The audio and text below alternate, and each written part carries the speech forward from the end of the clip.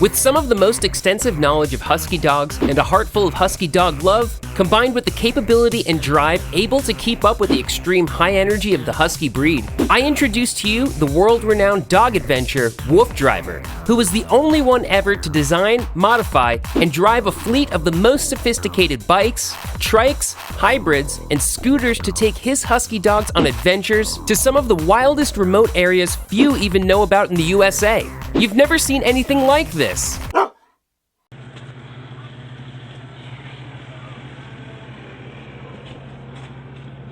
Using different cameras today, so I'm going to find out what these are. If these are trail worthy.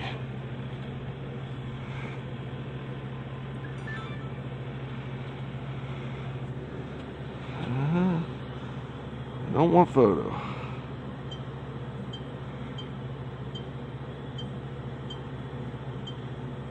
Here we go.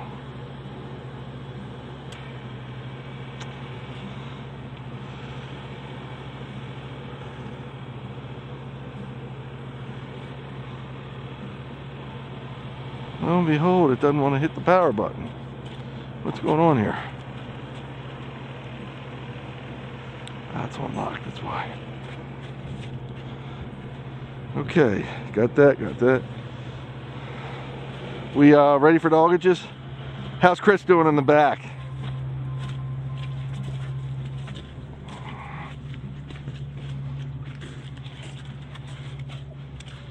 You ready for us to roll, Chris? You can roll because it's dead end. Because I'm going to have to stop and adjust the change 3 times. What do I do? Go to the bottom of the hill, come back? Yeah, go to the bottom and see if you see See any trails? Yeah. Okay, keep your walkie on. Testing 1, 2. Service stuff. Okay. Okay. No, sir. Very limited. Not enough to. Okay. Actually, Chase gets the thing off. Let me just make sure I'm good here. Stay. Oh, stay. Okay. Nope. Zara, stay. Stay, Chase. Stay. This is stay. Oh boy, you know how to get that off, don't you? Oh, Zara, back. Zara, stay.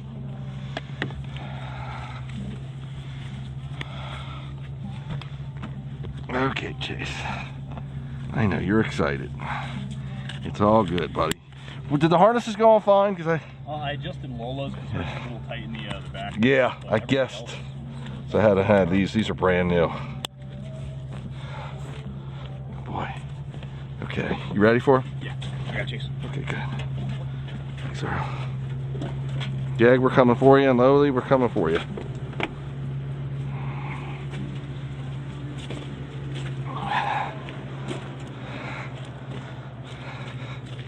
Okay, Mr. Tierra.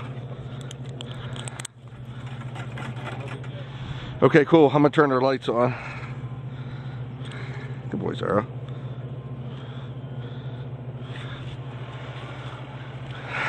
Chase, how's it feel to be out of the cone of shame? Actually, it's more like a bed pillow you were on.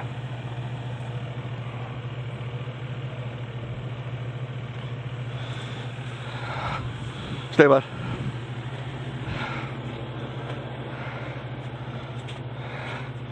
Chase has a little boo-boo here. Actually looks really good. It's almost all healed up. Remnants of the scab that he likes to chew on. See now, I put the pillow on him, as you saw, because in the truck, he's the kind of dog that gets bored easily. He wants to run. He's a really, really hard-working dog. He knows this. He's whining now because he wants to go. He's got no tolerance for waiting around. So that's why when he's in the truck, he's bored, and it gets it going.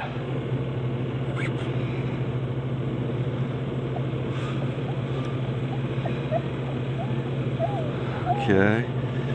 Sorry, folks. Got to figure my camera situation out. Stay, guys.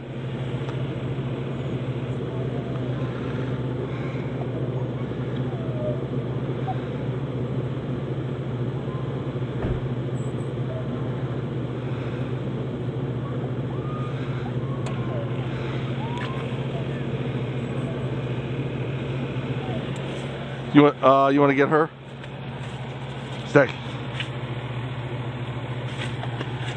Now I stand between him and turn on these lights. So that could feel a little funny to him. It's just spinning it. Put a little pressure on it. So, stay with the bike for a sec, bud. Chase, he really wants to go.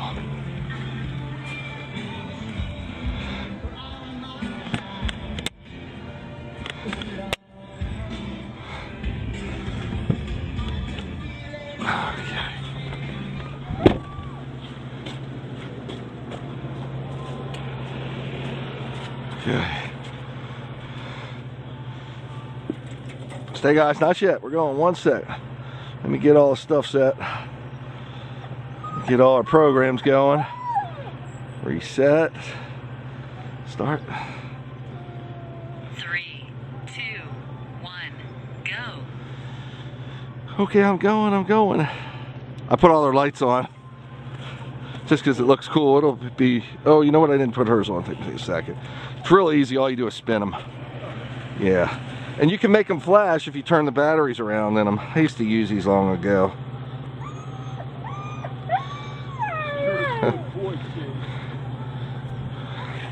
Okay.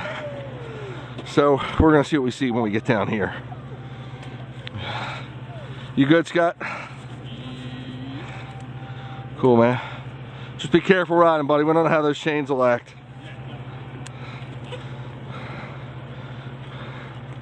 Okay, here we go. Okay, guys. Your camera's rolling in the back. We're in good shape.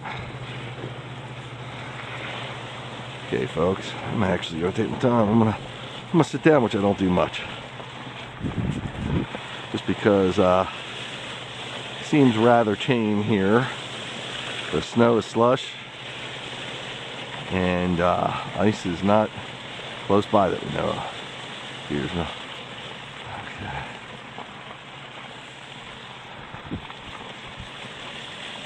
We're actually off here, folks. We're starting. We're out of the gate. Just pulled out, as you saw. Dogs are looking good. They're happy to be out here. I'm sure you saw Chase's, well, at least me talking about Chase's little wound there he got from what I think was a sticker bush. I'm not exactly sure, but it's not real deep, but it was deep enough to get him to chew on it. So we put the, not the cone of shame, I was talking about that, but actually we put the pillow around, the noodle pillow kind of thing around his neck, and that seemed to work really well. Now he could still reach it, but it with enough of me telling him not to do it, it helped him stop. So that's good. I was just checking cameras. Dogs are again happy to be out here. Now we started out, we got out of the truck, it felt really warm. I mean, it is in the 40s, but there is snow on the ground, so it's going to get cold quickly as nightfall moves in. Timing of this right now, we're at, looks like 4 o'clock. Something about 4 o'clock. Something, a couple minutes. 4:09, I think. Hard for me to see without my reading glasses. 4:08. That's it. And getting dark around. Bathroom break for Jaggy. Good boy, Jag. Getting dark around 5:30ish, maybe a little later, which is kind of cool. Gives us time to. How's it working? One of them busted, but I don't know if it busted or just Came out. Yeah. Resync it. Oh. You really don't need them right now, but you don't know, you know, half a mile up the road it might be ice covered. Yeah, I think he just wanted to test them more than anything else. Yeah. For some reason, this thing keeps flopping and throwing dirt in my face. Can you fix that? Oh yeah. Cool. Yeah, it's trial and error. For sure. As I was talking earlier, we made some chains for the tires. Whoops. Why is that so loose? Okay, bud. My side camera's a little loose here.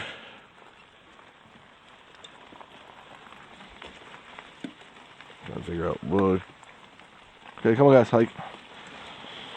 So yeah, we're all about improvising and developing new ways. These dogs are pretty much nothing can keep them down. So if we can built systems that can go through any weather. I mean, it starts with a good vehicle, first of all, like I'm riding now, which is kind of incredible, over-the-top stuff. It's called an Easy Raider. I've talked about it before. It's really awesome. Only setback on it, it's expensive, and it wasn't originally designed for dogs, but Wolf Driver World designed it, customized it, and perfected it for dogs so they can run with it safely. This is feeling good. You see him out there, he's pulling. Now, when I say pulling, because we're going downhill, he can definitely assist me, but this vehicle is very heavy, over 400 pounds, and with me it's another couple hundred pounds. So a team of 4 could pull it, but then you have resistance braking. Oh guys, what they call regenerative braking, which charges the battery. This is electric powered. 5 as you go. minutes completed. Good boy, Chase. You've covered 0.3 Good boy. miles. Your current speed is 0 miles per hour. So this regenerative braking is kind of a cool concept. It charges the batteries as you run it, as you put the brakes on, as you go downhill, whatever. And but it causes its own braking action because you're charging it, it's giving resistance, if that makes sense. I'm not explaining it as technologically as I'd like to, but it's pretty cool and it works. And a lot of electric vehicles have that built into it. We call it, again, regenerative braking. But that keeps us in check when we're going downhill. So I don't wear brakes out like I used to in some of my other vehicles, if you remember, because the dogs want to boogie. I mean, dogs can do 30 miles per hour. Usually tethered to one of my vehicles on the side like this, they're going to only get up to about 20. But they can rock and roll. In fact, right now we're doing 8 miles per hour, which is not bad considering the conditions. They're up to 10 miles right now, 10.3. Well, they're, they don't hold this pace. Certainly downhill they could, but I won't let them because it's too problematic. Camera go out? That's a different one. I changed it too. Don't worry, doesn't matter. Bathroom break for Zorro. Is that your camera making the noise? Yeah, it said repairing file. That's fine. You might have to hit record again, see what happens. Let it do its thing though. It doesn't. When it's done later, whatever. I think it's done. Okay. You must have a magnetism on you. I said, I'm going to change the camera. It's something with their design. It's because the battery's charging it. I'm running it at the same time. It should be able to handle it. Yeah, there it goes again. Weird. Very strange. But we got good footage out of the others, so we'll see.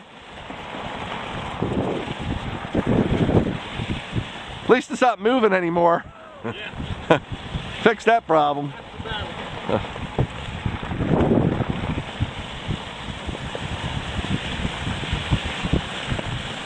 So as we left, Chris was fixing his mountain bike, which is electric also, so he could maybe ride with us without the truck, just with the bike. But that's a way out there. But I don't hold much hope out for that. Well, usually I'm standing, but I'm kind of enjoying sitting today.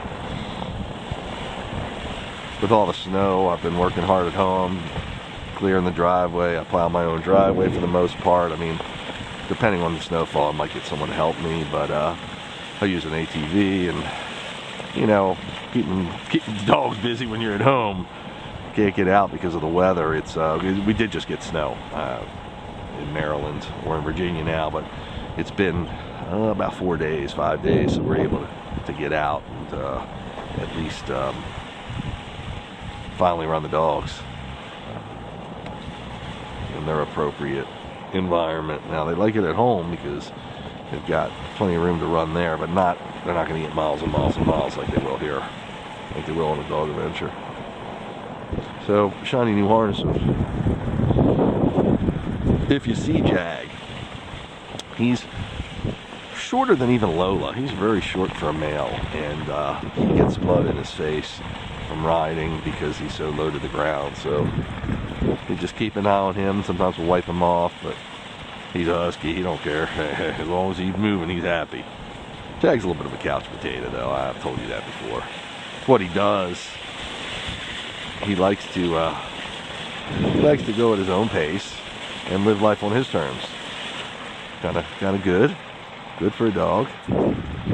But he's trainable.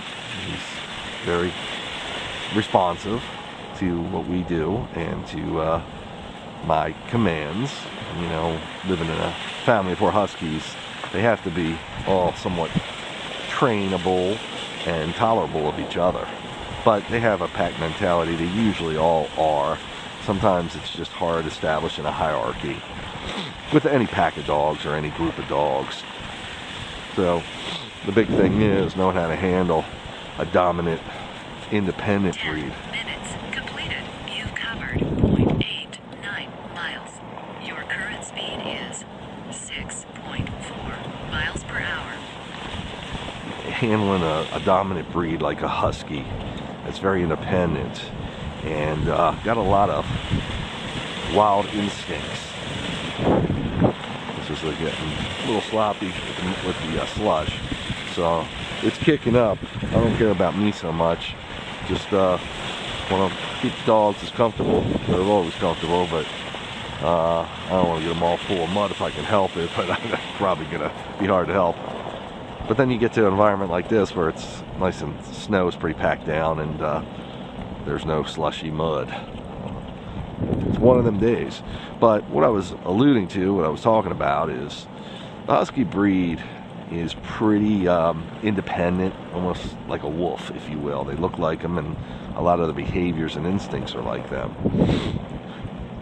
Now, what I found, I've had a fair amount of huskies in my time, and I'm not singling them out by color, but just my findings, and I don't know if it has anything to do with the husky, just with the white dogs, because they're almost, in some ways, albino. They're just lacking a lot of pigment. That's why a lot of times you'll see white ones with red or pink salmon colored noses. That's what mine have. Once in a while you will find the black ones, but the black nose ones with white fur. You good? Yeah, Just a boot adjustment? Oh, guys. something like that. I found my glove. Oh. Been looking for that for weeks, huh? No, I know the feeling, dude. We do so much to get out here. It's tough. Is your camera not going? No, the GoPro.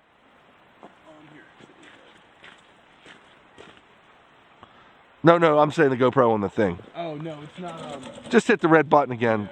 Just hit go. If it goes, it goes. Yep. Okay, cool. Yeah, no, your head camera's doing good. Thanks, bud. So, but I have found, and it could be coincidental. It could be the dogs have had, but the white dogs, something with their, again, I don't know if it's beyond them lacking pigment, which makes the white color. They're beautiful, but they're definitely a little more dominant than regular huskies that we're more familiar with, like the masked ones, like her and him, Zorro and Lola. I don't know why it is. It's just what I found, just a personal assumption there. They say sometimes in the wild, the albino or the lighter color one in nature would be more subject to because he looks different to the other animals, possibly acting a little different towards them. So I don't know if they just come off with a chip on their shoulder or not. Now we're climbing a hill here, and I don't have a reading on the grade, but Zorro's slacking back a little bit, so I let off the speed and let him gain into it. But that's not scientific. It's just my notice. I've had mostly white huskies, so in fact, Zara and Lola are the only two I've had that are not white. So all my Huskies in the past have all been white. So I'm very familiar with. So it's almost like its own breed within a breed, its own little pack within a breed. So again, it's just, I know people are gonna say, well, what's he saying? You know, is he racist or something? No, nothing to do with that, of course.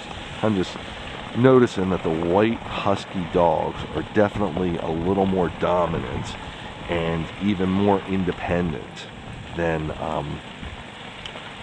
my experiences with the masked and other colored dogs, other colored Husky dogs. I've had experience with the other colored, but I've never actually had masked Huskies except for these two. When I say masked, I'm saying more typical look in the black with the markings on the face, etc. I fell in love with the white Husky because the white fur and the blue eyes are just so like an Arctic wolf almost. Even though Arctic wolves have brown eyes for the most part, the white ones, but yeah, it's just 15 minutes completed. You've covered 1.4 miles. Your current speed is 6.4 miles per hour. so we have almost a mile and a half in right now, which is you know, pretty good. Just running, just started out again, and I usually a couple minutes before we start the stopwatch, so gotta take that a little bit with a grain of salt. But it's great. Now, for us humans, it feels great out here. For the dogs, it can be a little warm. Again, Huskies, anything above, northern breeds, I should say, anything above 0 degrees is warm for them. But what's nice is getting the snow in their paws. It's cooling them, keeping them cooler. And the water, too. So we got the Virginia Mountains to our right. I'm not sure if that's the Shenandoah Valley, the Blue Ridge. I think it's the Blue Ridge Mountains. The Shenandoah Valley is close by. And I know that because we have a little getaway cabin in the Shenandoah Valley.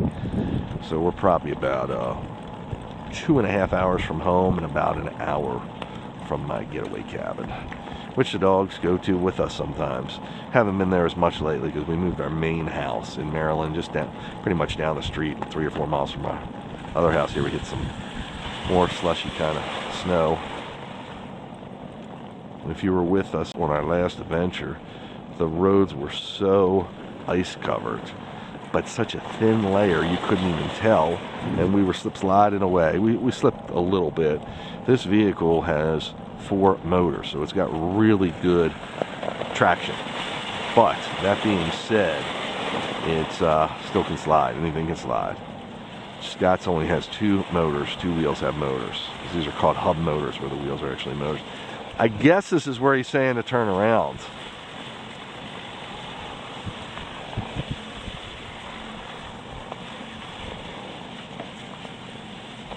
What do you think?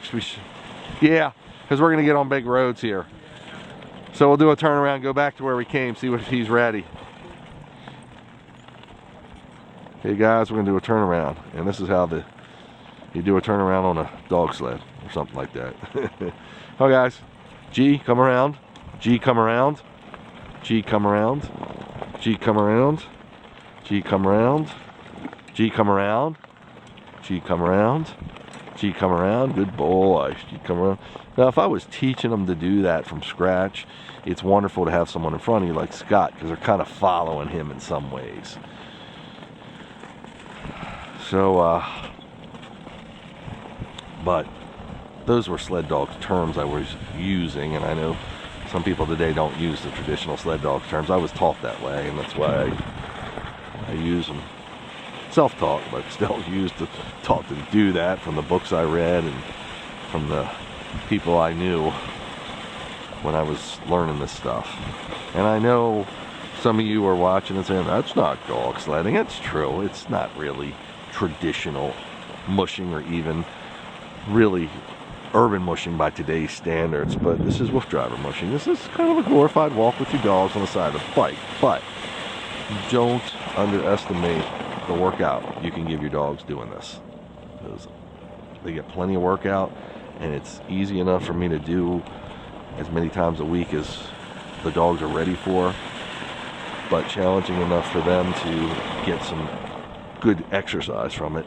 And that's marked by veterinarian checkups and EKGs, heart rate monitoring, weight monitoring, and also their need to engage in other activities. And what I mean by that is they get EKGs once a year, 2 checkups a year. They're considered seniors, 3 of them. So that would be, they're about 10 years old. Senior for Huskies around 8 is what the veterinarian board says, I believe. So the EKG, athletic heart rate, then the weight. Sometimes it's a struggle to keep weight on them because they're so active. Okay, and finally measuring their. You know what? I got signal here. Let me stop and give Chris a guys. Quick glimpse. I don't know if he's got signal, but watch behind me too, Scott. If you...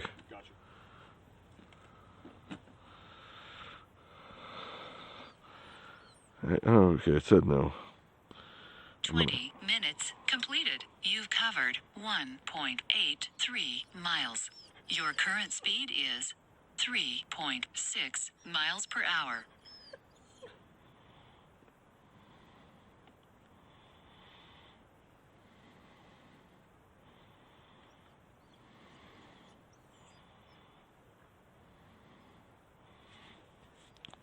She's got so many cell phones. I hope I shared it to the right one. You tell. I'm gonna do it one more time.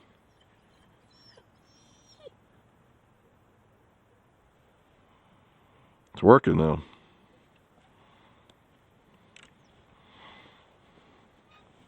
Is that working, your thing? The chain? Yeah. Yeah, it's working. It's popping off in certain points. Okay, he could maybe perfect it. Yeah, it's not failing. That's good. Is it helping you on the snow, you think? Oh, I haven't been able to tell yet. Yeah. There's no real areas that's... It's nothing icy, really.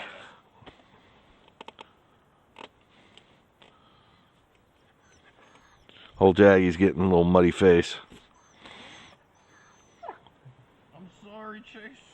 He's doing the best he can, Chase. Leave him alone.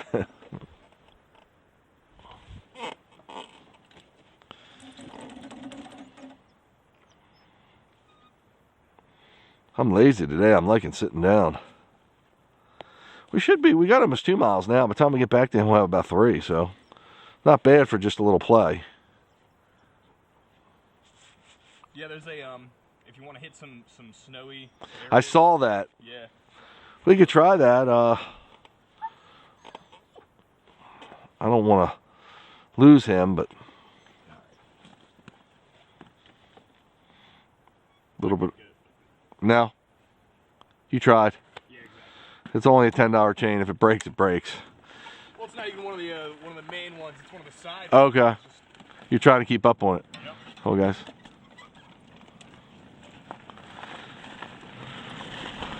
So, yeah, one of the really telltale factors is with the Husky how, because they get the zoomies, they get so much pent-up energy if they're not exercised properly. And even then, they can still get the zoomies, and depending on the conditions outside, you know, the colder, the more they want to go, the more they need exercise, etc. So the real tell of the tape is how calm they are when you're at home, when you need to take them to a vet, when we're socializing basically. And my guys are pretty calm. My vet once said to me, how do you keep them so calm? All this exercise totally agrees with them. So that's psychological training. That really lets them, no pun intended here, unleash their wild side.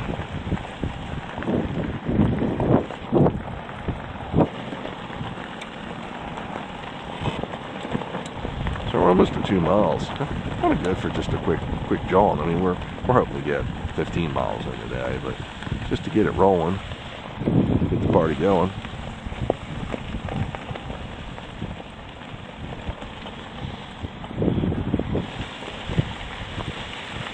So I know plenty of people are watching now that want to know what they can do for their Huskies.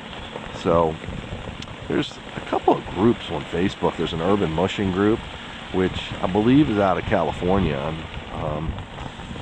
I've actually joined the group I love seeing dogs do what they love to do, and they're doing a more traditional style urban mushing. But it's wonderful to hear the stories and the advice that they give to new members, because there's some really well-versed and knowledgeable people in there, and they're really in it for the love of the animals and for the joy of giving their dogs what they love and being able to do something, an activity that together like this, like the style they do.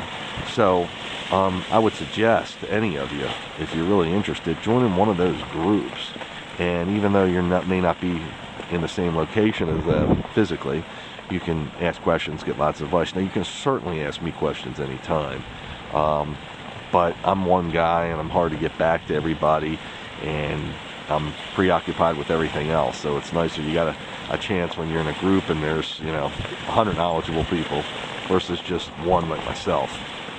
So the thing about me is I'm always 25 minutes completed. You covered 2.11 miles. Your current speed is 5.9 miles per hour. I just stop talking because when the app starts giving me the stats, I like to hear them, and I also like to let you hear them, and I don't want to talk over it. You won't hear me clearly. But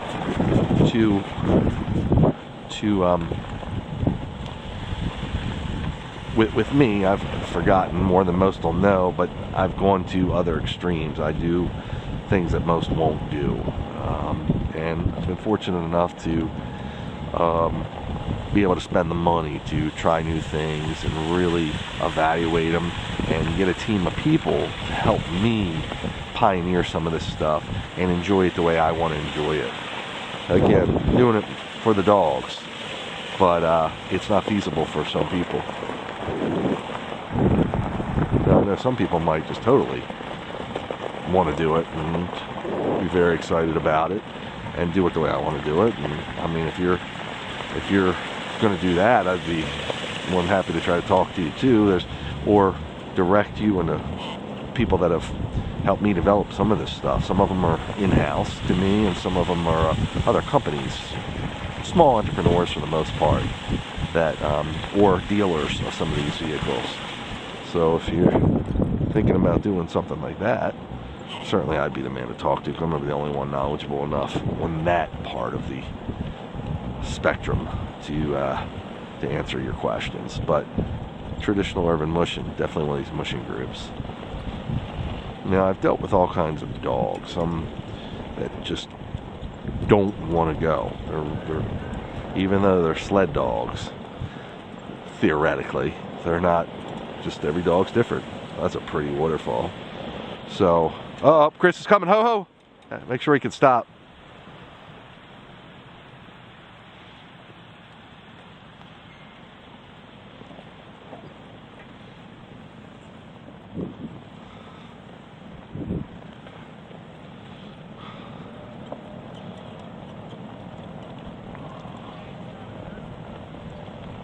It's full, but there's no real ice to test it. It's still on. He needs a bigger chain. He does, Scott? But you don't, because you got four-wheel drive. Yeah. So you could use that small chain, and then on the ice you won't slip. That's a good idea. Hey, it was getting to the big roads down there. I saw that one that went off. I don't know how treacherous. That's where I'm gonna go. Okay, okay, so it'll be behind us. Okay, cool. I was hoping you could stop when you're coming down. Cool, man. Yep. Thanks, buddy. Yep. See you over there. Okay, so we're gonna go off that snow road, dude. We'll go up it, whatever.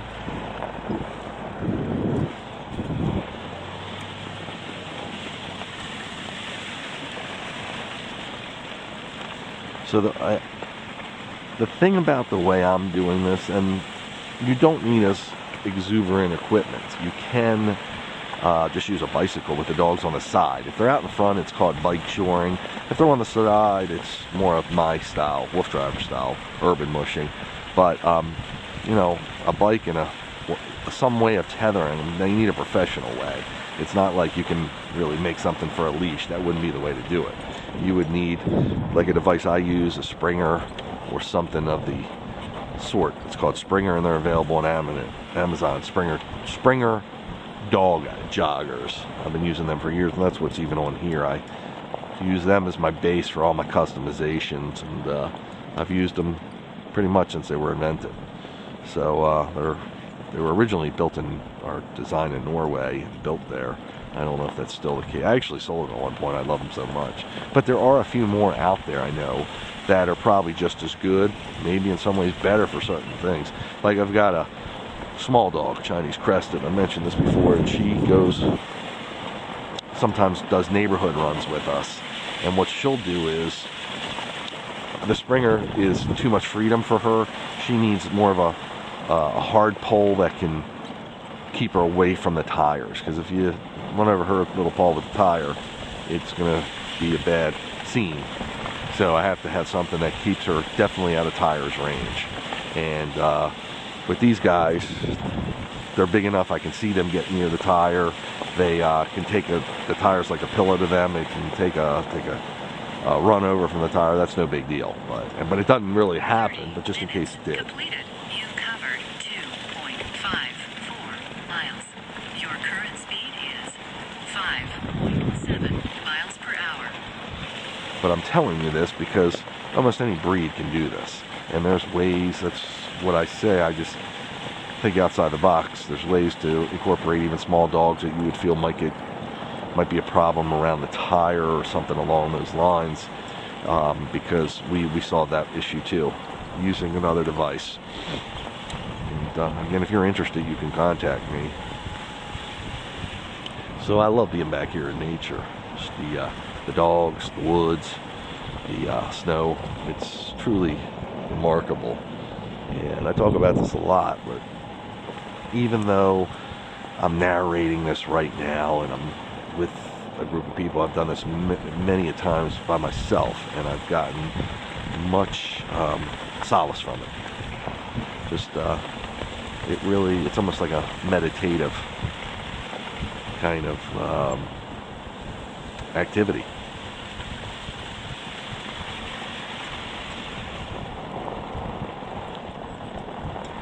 Is this where it was? Yeah. He's going to try to come up here now that he's got the chains on. So we'll do it. Paul? Paul? I think this is just a parking lot. I don't...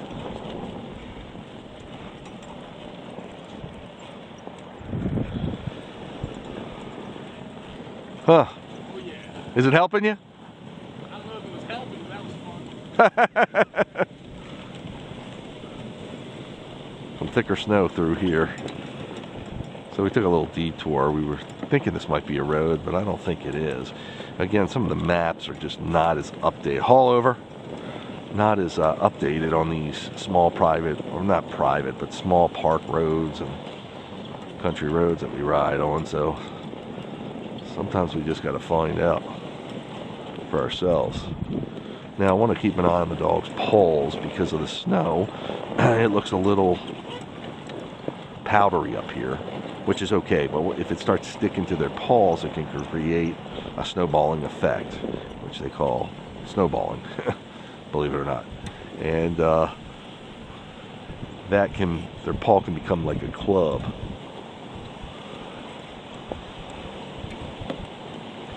So we want to be careful about that.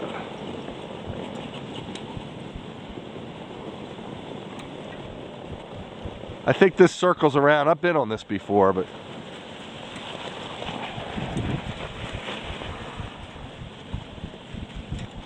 actually conditions are pretty good to run the dogs. We were concerned we wouldn't be able to find a place. Oh, for snowballing, what I do is all dogs don't get that effect. It depends. Usually if they have fur between their paws, between their toes, or their pads, their toes, if they have fur between them,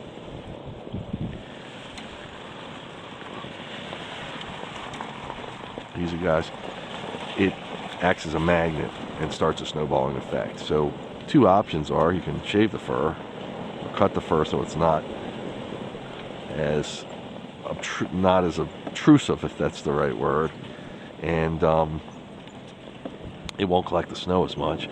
Or you can use booties, depending on how long you're running them for, and again, what the conditions are. Or you can use a non-toxic wax where it would slide off of them. Good boy, Chase. Good boy. Don't eat yellow snow. That's the lesson for the day. Come on, guys.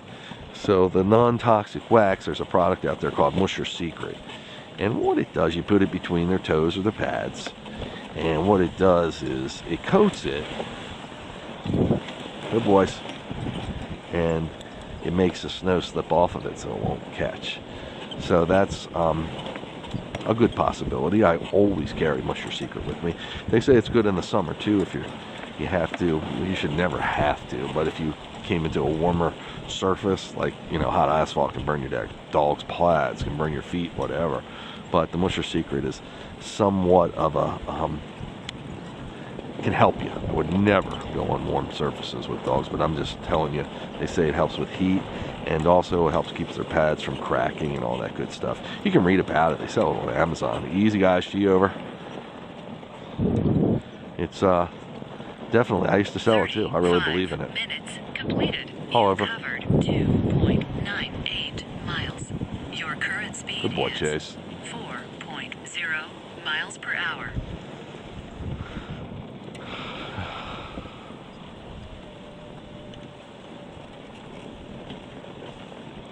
We'll get down here and walkie Crispy.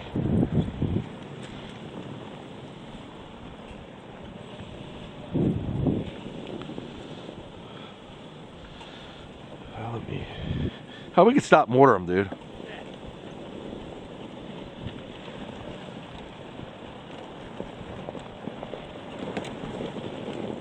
Easy, guys. Ho. I don't really know if they'll be interested, but Find out. yeah, man.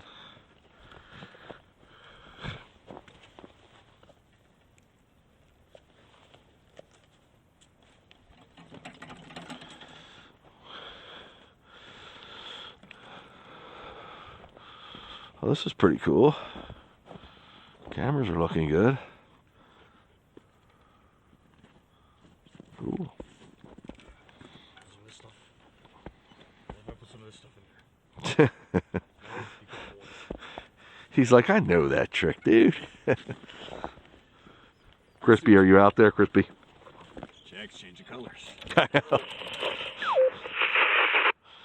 Yeah, that road was just a little like parking lot turnaround. So we did that, and I guess should we wait for you or just head up the road to where we came?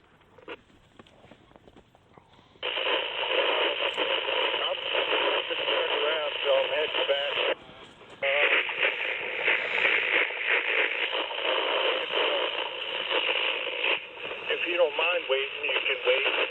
And Yeah. I'll check the map while I'm driving. Yeah, that's perfect, man. We'll water the dogs. No problem. Take your time.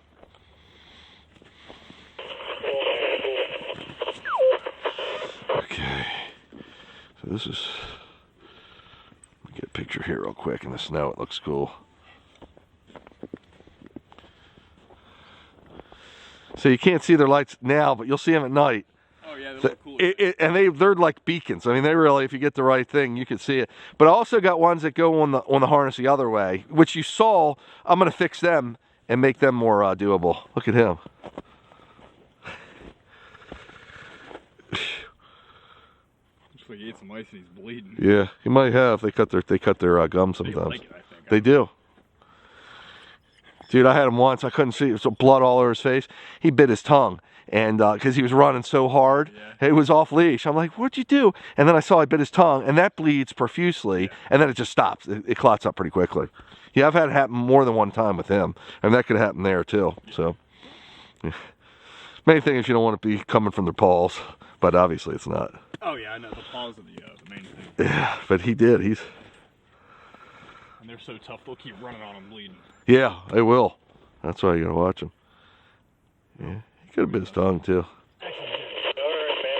We're going to go up to the Woodstock Tower. So when I get out, I'll follow you guys. Sounds good. We'll wait for you to get here, and then you'll just direct us. All right, buddy. 10-4.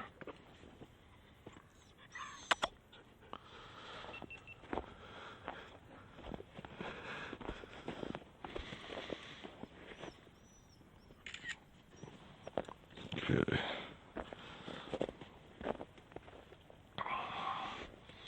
Zorro.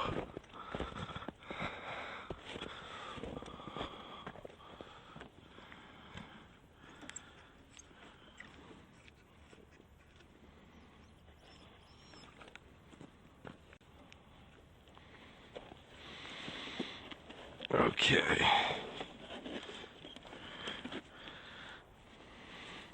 He could have bit his tongue too. Just like I was saying.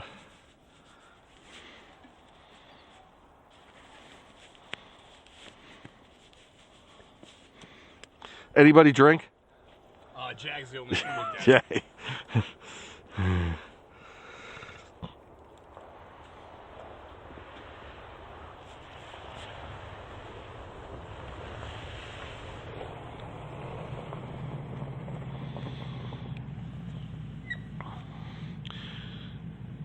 Okay, let's do it. 40 minutes completed. You've covered 3.04 miles. Your Okay, guys, come on, Sarah. is 0 miles per hour. Come on, Sarah. Boys. So what happened? Like where we set up, if you make a left, it looks like that heads up to the town. 10-4, just keep me posted if you can, and I'll go the way you say. So, Alright, buddy, it's about a mile and a half to the tower, and it looks like the road keeps going a little further and dead end. cool, we already got over 3 miles in, so we're doing good. Man, I've never seen the dogs that so dirty this year. They're like black from the waist down. I know, because we're more hardcore, we're going to crazier places.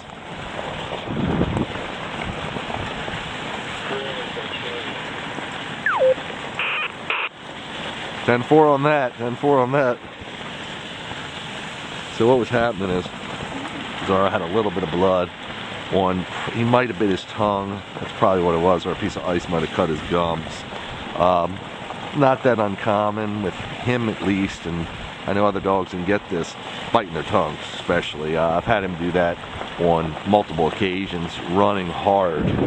So I was really concerned the first time I saw it. I'm like, where's the blood coming from? I couldn't find it, and I realized it was his tongue.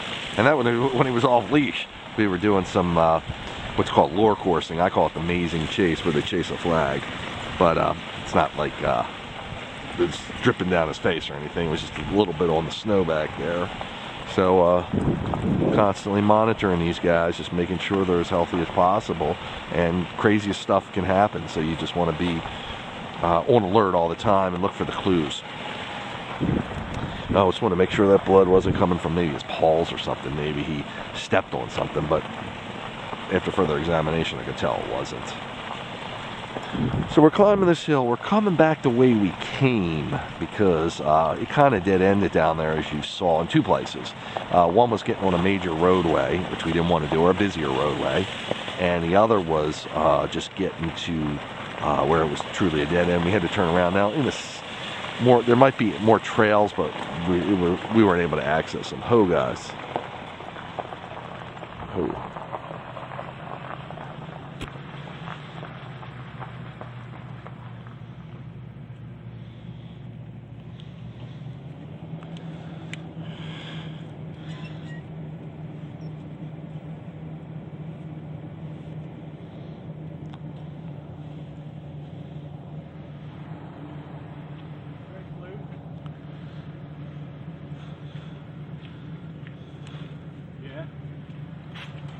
Yeah, it's one of the side ones is loose too, but when one of the vertical one breaks, it somehow manages to pop dirt up right in my fucking mouth. You would have been able to aim it better. Like if it was, just to show you my fatty pack here. This is always good. Okay, there it is. Brand new bottle. It does say "What's your secret" under there. Right there it says it. Now, opening it up just to further look at it. Again, it's just a wax there. This is a brand new bottle. and Oh yeah, that makes sense. Yeah. just take a little off. It's pretty thick wax, pretty firm, I guess you could say. Put that on tight, and looks like we're ready to go. Chris was checking his chains. Again, the chains were pioneering for these vehicles, for especially that one, because as a good or not good. Yeah, we're good. So we're working through some hiccups. I'll let Chris get ready in the truck and be on our way here in a sec. Here we go. Come on, guys, hike.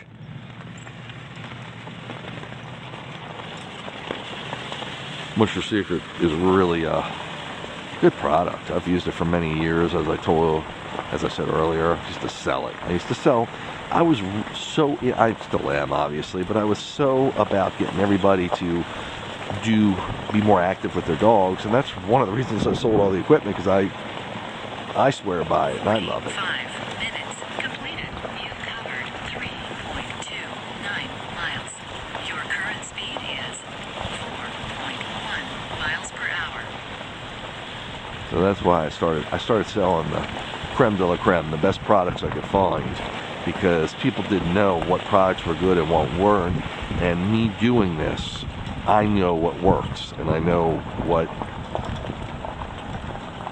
people would want to buy, because it would be foolproof. That's the route I was thinking right there. I wonder if I can check it out, or maybe we'll go to the tower and come back here. It looks like it goes the way it is. We'll just come back down here after we go to the tower. 10-4 sounds like a plan. 10-4 sounds like a plan. So that's why I used to sell the products. And I used to sell a dog cart called the Seiko cart, which they use to train lead sled dogs. One of the coolest dog carts you can find. Now, it's not pedal or motor assist, so and 1 or 2 dogs can pull it. It's really cool. Again, wolfdriver.com, you'll see all my evolution, and I did that for many years. I swore by that thing. I would import them from Norway. I was their distributor in the United States of the Seiko cart. Very with people that know about sled dog, and the Seiko cart's pretty popular. And I believe today they're still making them. I had gotten some more modern ones I sold a few years back. I even sold those, but they're redesigned it. The first design was good. It's just with modern technology, they're able to do things lighter and leaner. So you can check it out. Go on the internet, go to Wolf Driver, go to Seiko Cart. Pretty cool stuff. Again, I sold the best stuff that you could get for dogs to do pretty much dog-powered sports. Dogging. Dogging, as I say sometimes. Running the dogs.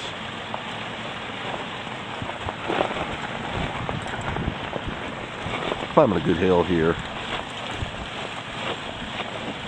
Don't know a grade on it yet. I'm not sure we started on this hill. We might have. So we would have come down it, obviously. We're going in the opposite direction, you know. So I did talk about these harnesses. Now I used to sell harnesses too. I gotta check my chains. I'll catch up to you.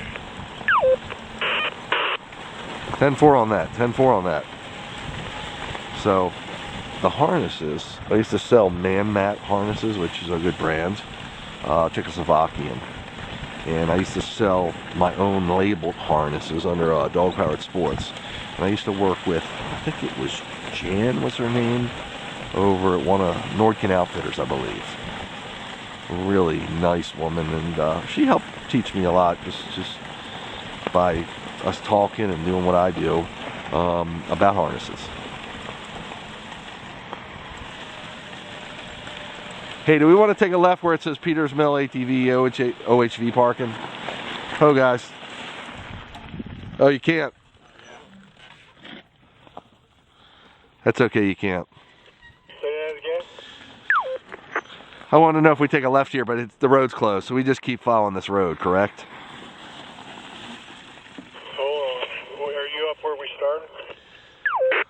Pretty close.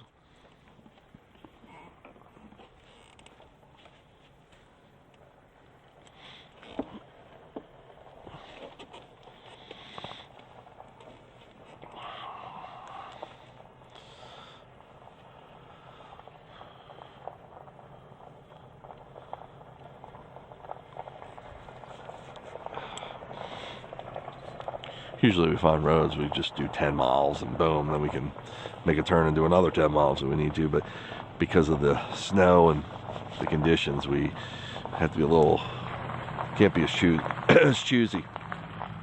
I'm going to check the gate.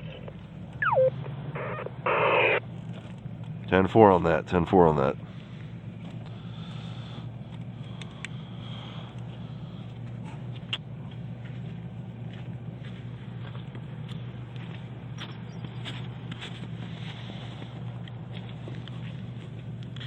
So these harnesses, so I used to sell I think they were Nordkin harnesses again under my Dog Powered Sports brand at the time. I don't have that brand anymore. And 50 minutes completed. You've covered 3.64 miles. Your current speed is 2.2 miles per hour. then I used to sell a brand called Manmet, which was Czechoslovakian. We imported from Czechoslovakia, and they were a good brand too. But right now, I fell in love with these rough wear harnesses. Now, it's a really basic walking harness. It's fine for what we do because the dogs aren't pulling. If they would pull a little bit, it wouldn't be a problem at all. It's distributing the weight, and we're on wheeled vehicles, and these are all powered vehicles. So the main thing about this harness that I like so much, it's so comfortable. It's so well made. There's a pocket on the top for actually attaching lights. Now, you couldn't really, it's not made to do this, but I've customized it to attach lights and cameras and all that stuff. So, and the dogs, my real seal of approval came from Chase, because he's a chewer, in case you can't tell by his body what he chewed. Those little thorn marks, he turned it into a big old mess. But this is the only harness I've had on him that he hasn't chewed.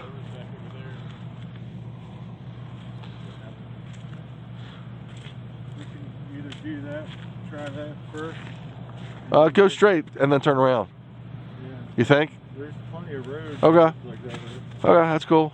We'll keep going. Cool, man. Thanks, buddy. Good job.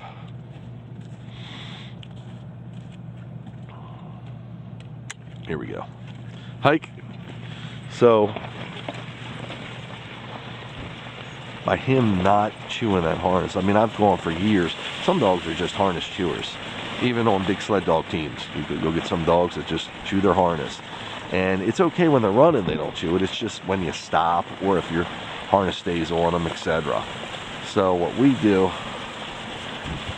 should we take the left here or go straight? Ho ho. Ho guys.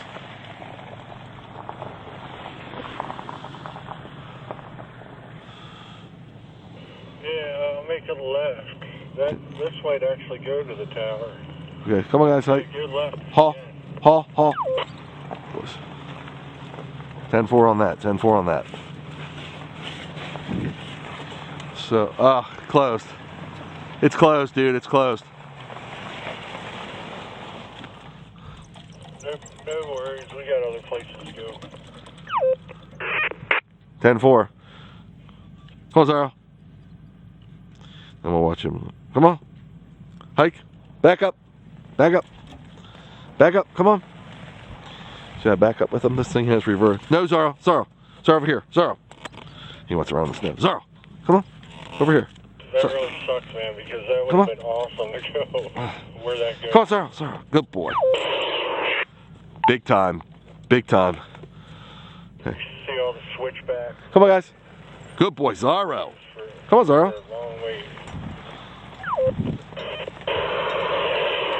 Good boy. Good girl.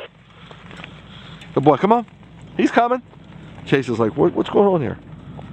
Okay. Chase waiting for you. Yeah. Your lights are on, just to let you know. Oh, cool. Hey, come on. Come on, guys, hike. Come on. Come on, Chase. Come on. Come on, good boy. Come on. Good boy.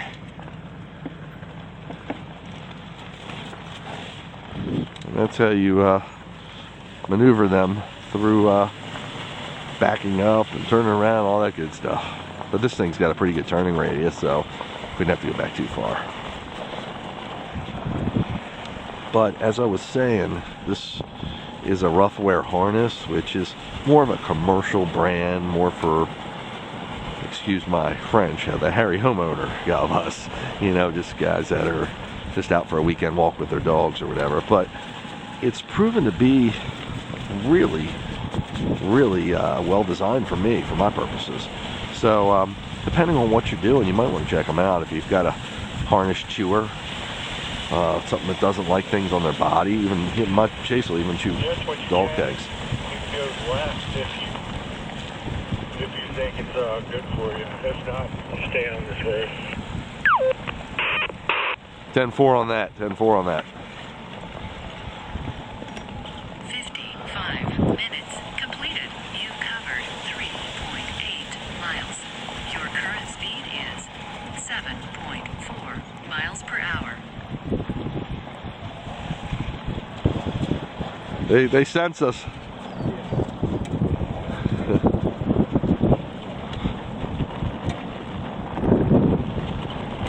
Now, Roughwear does make some other harnesses, supposedly, that are a little more heavier duty for certain activities.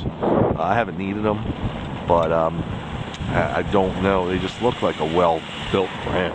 Again, they're very commercial. You'll find them in, but still specialized. They're not in, that I know of, in the big box stores like Petco or PetSmart, but they are in the hiking stores, like REI is a big one. And that's kind of cool. They sell quality brand stuff, REI, so I like them. That's the bottom line. I have different lighting systems that I use for them. You might have seen if you watch our videos from some of our nighttime runs. Some really cool lights I use.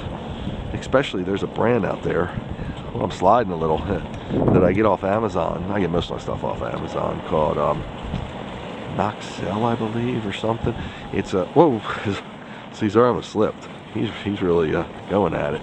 But that's why my hand's always on the brake. I got a hand always here so I can stop if he would slip. Again, this thing's not going to really hurt him, but I don't want to come in contact with him if I don't have to. Just crossing the 4-mile marker, by the way. So this particular light, which they're not wearing today, I've been alternating, is has kind of that LED fiber technology,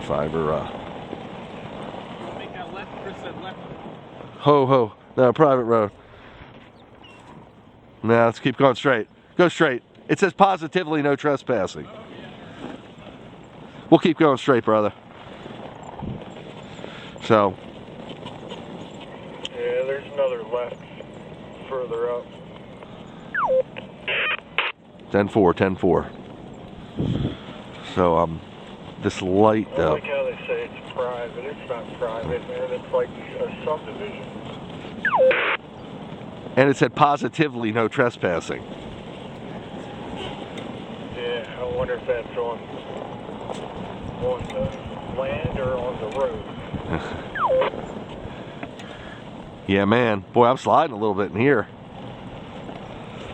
Yeah, that's why it was hard for me getting up here. Yeah, I hear you on that, brother. Zorro's almost black, dude. Yeah. That's why you need some change.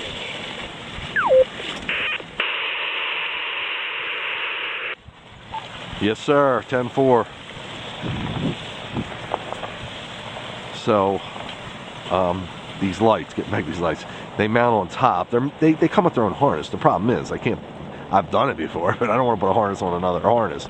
And it's definitely not a pulling harness. It's just a reflective vest. So, for the dogs. But I take the lighted part is nice and removable. And the problem is it's got a really small thread, something I believe that's an M3, it's a metric size screw. But I'm working on adapting it to a magnet. So, and because of the pockets I told you on these harnesses, with a strong magnet you could put the light on there. Currently I have it just screwed in there. And it's a little cumbersome to clean the harness, so trying to make easy removal. I'll keep you posted on how that works. But today they're wearing lights on their collar, the straps of the harness, which is cool too. Gives a different appearance, and because we video everything and they look really cool at night, and so people can see us. And I can see the dogs when they have lights, and I color code them. So Chase is red, Jag is green, Lola is pink, but they don't have pink lights, so she's yellow, and Zara's blue.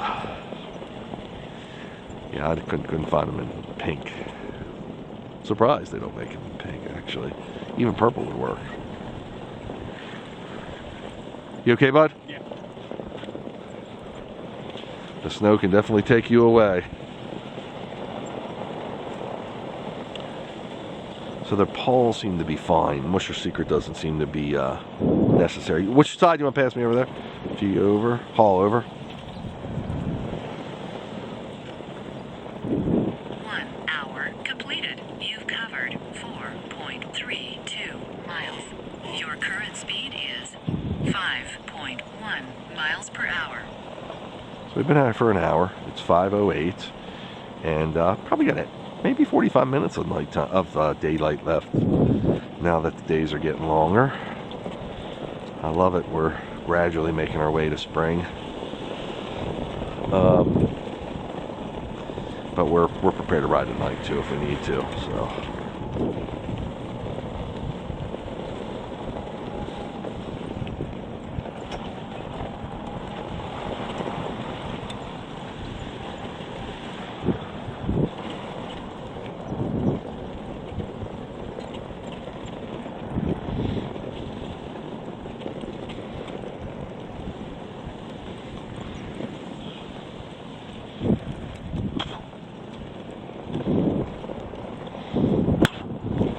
Excuse me.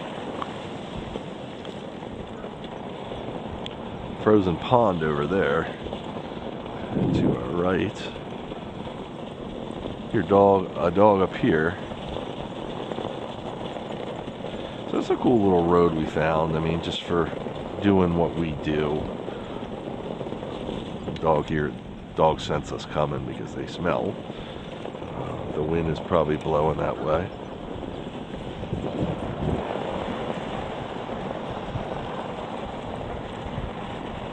And or the breeze is carrying our scent that way, so he's on alert. He might see us actually, because there's a lot of viewing area. Buddy? I've just protected his property. Just doesn't want us near it. There he is. Boy, couldn't put a make on him, but he seemed like a good fella or good girl. All dogs are. Look at Jags looking behind. Is he coming? Is he coming, Dad?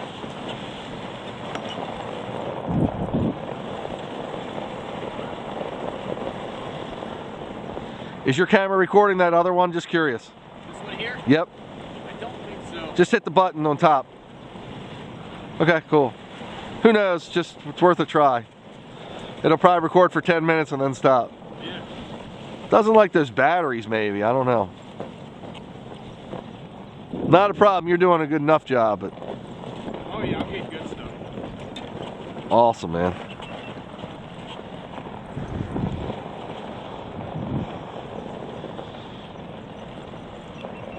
So this is what we do. We'll go through neighborhoods and park roads, anywhere we can find, and we try to, again, go somewhere different almost every time. Or at least, if we went there, go there at a different time of year the next time so we can see it with all the foliage, and then we can see it with the bare trees in the winter and all that good stuff. So, Chase started to slip there too.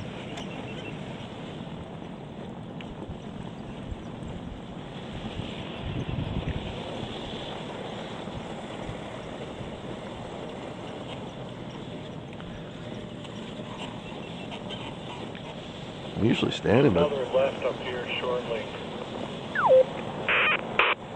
10-4 on that, 10-4 on that.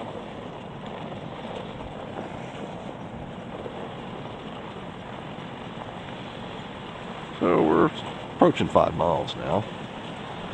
Not bad for a little better than an hour.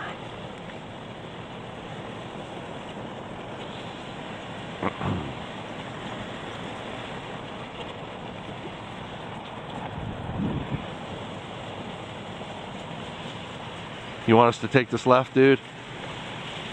Up you got? We can head down further and double back or whatever you think. Absolutely no trespass. Yeah, let's head down and see what we see. This area's pretty cool though.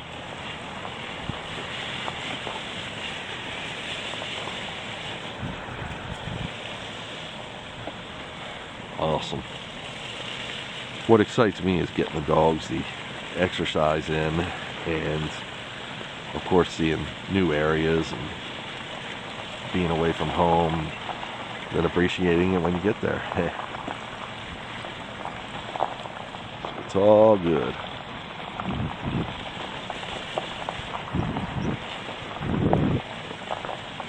hour, 5 minutes completed. You covered 4.79 miles. Your current speed is 4.0 miles per hour.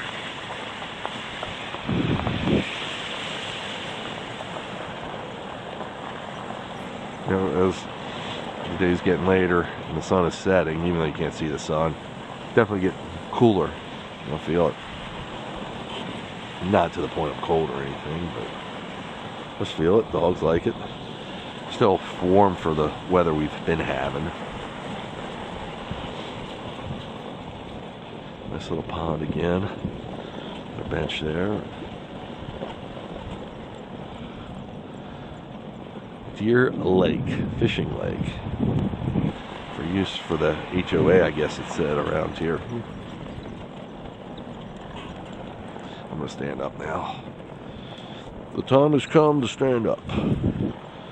What happens is, all of us, when you're in one position long enough, your arms, everything starts, at least on me, maybe because I'm just old, getting numb and pins and needles and all that stuff. So, gotta stretch out, and that's what's so cool about this vehicle.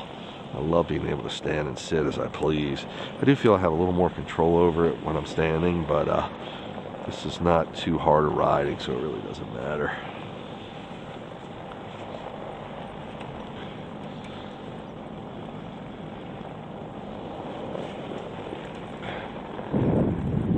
Dogs' paws are black. Like they're wearing booties. Mother Nature's booties.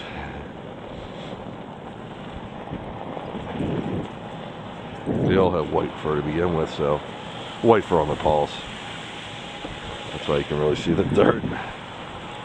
Now they are groomed once every 3 weeks or so. And Jag tends to have dry skin issues, so we groom him actually once a week. But also his hair is so thick, and I like to say magnetic. Everything sticks to it, so another reason to get him groomed weekly now, you know, with the activities I do with them, it makes sense to groom them like that.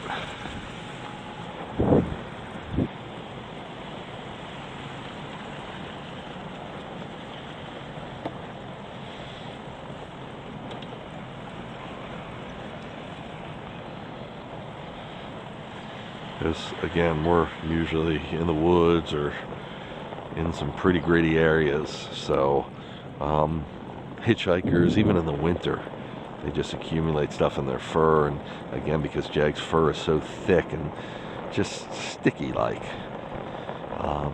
he tends to get a buildup of it quicker. Oh, deer! Yeah. So we just had some whitetail across the street. The dogs are loving it. I don't want to let them go too crazy because of the slippery conditions, but they're loving it.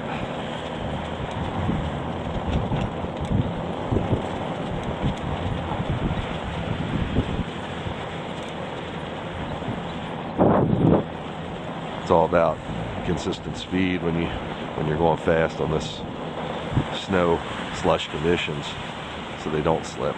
Sudden changes in speed will cause them to slip, and me to slip too, the bike, the scooter.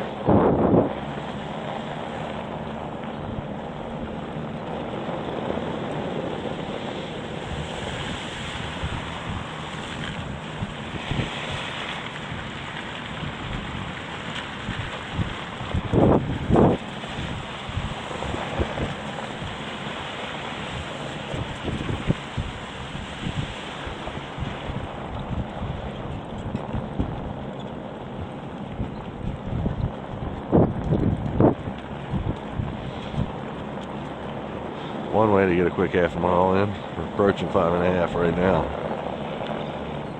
Show them some deer.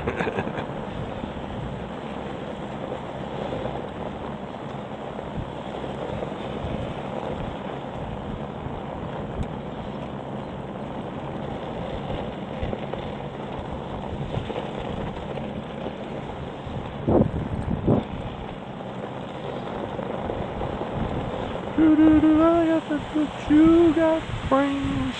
By the way, 10 minutes completed. it's a car. I don't know if he's coming down here. Your current speed is 7 Maybe it's on another street. per hour. I was gonna say that there's no extra charge for my singing.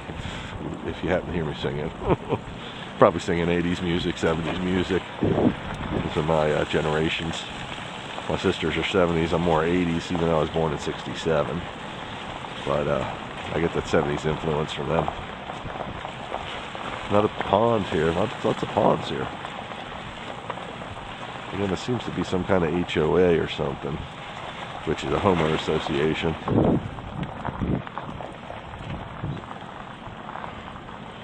But they're not private roads. Some of these have said private, but we haven't gone down them. But usually they're on the map, so I don't think they really are private. But who knows?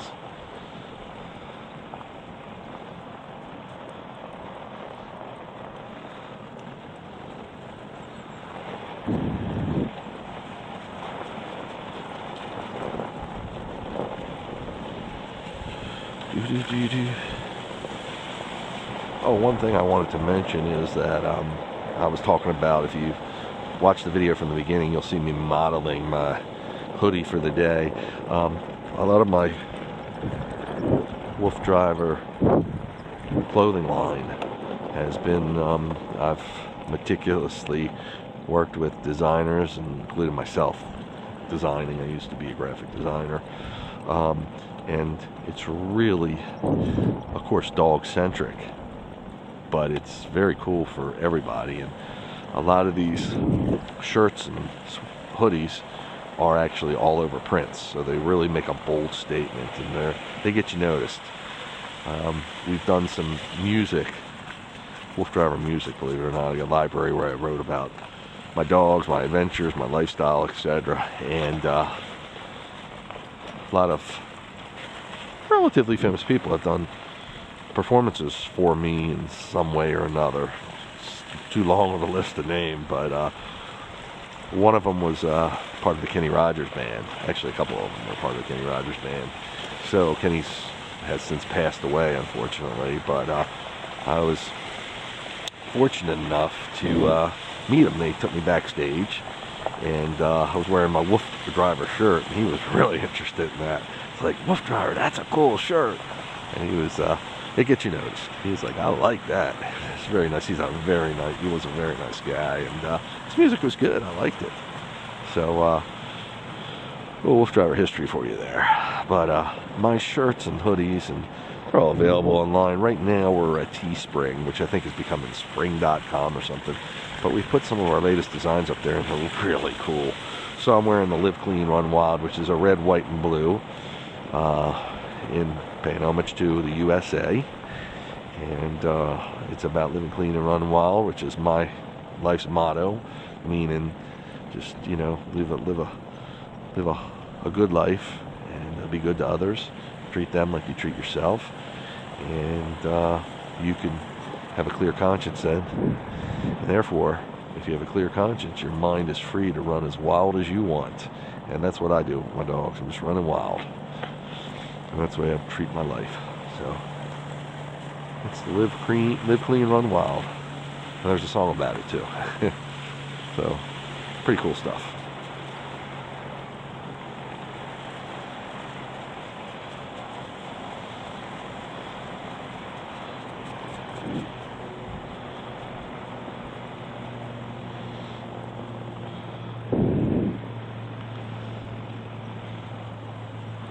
Now we'll probably be out here still running in darkness, and you'll get a chance to see the collar lights. Now keep in mind, they're still sheltered a lot by the dog's long hair, and so you don't always They're not like blaring in your eyes all the time, which is kind of nice too, but they're loud enough to usually keep us noticed.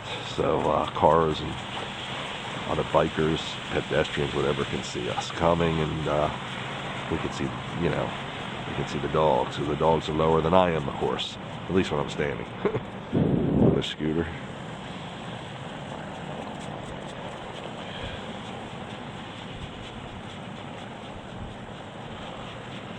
1 hour, 15 minutes completed. You covered 5.88 miles. Your current speed is 4.8 miles per hour. Approaching 6 miles now. That was a pretty quick mile. Try and make a left up here. 10-4 on that, 10-4 on that. He wants us to try to make a left somewhere up here.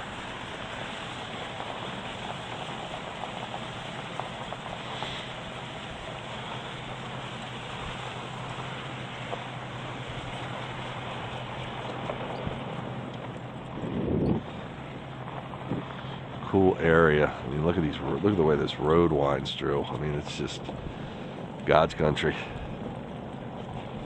Gorgeous, gorgeous.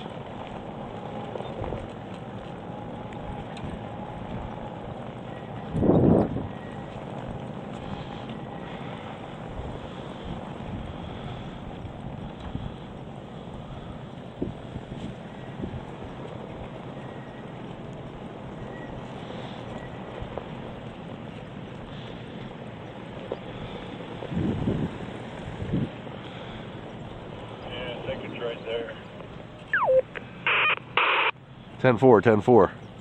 Right here, Scott. It's a dead end, so Huh. I'm gonna go down, turn around, or I'll turn around here and wait for you. 10-4 on that, 10-4 on that. Let me know if there's a place for me to turn around up there. Yes, sir. Thank you. Thank you.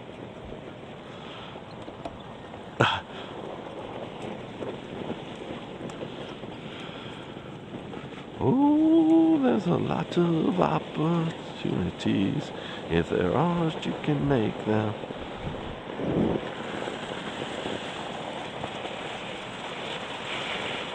So we're being our adventurous self, just trying out other roads up here, trying to put the mileage on, keep the mileage rolling. And as you heard, Chris he was concerned about coming down here because this isn't as well traveled as the other road, and I didn't want to get stuck or have to compete too hard with some of these conditions. The scooters can make it through easier, and the dogs can, of course. Ooh, there's a lot of opportunities. It's closed, isn't it? Yeah, there's a right we can take though, or maybe not.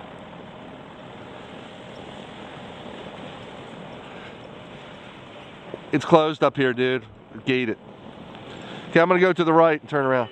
Oh, sure. G, over. G.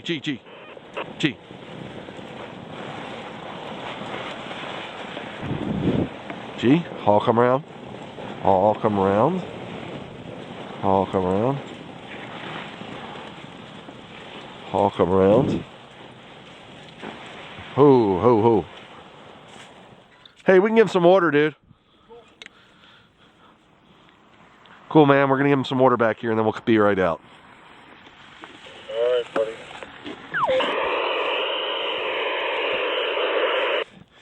There's a lot of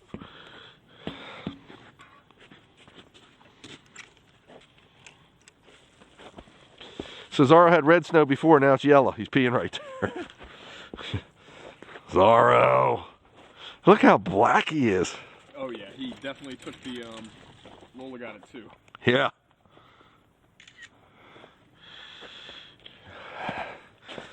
Ooh. There's a lot of... I think my camera stopped working on that side for some reason.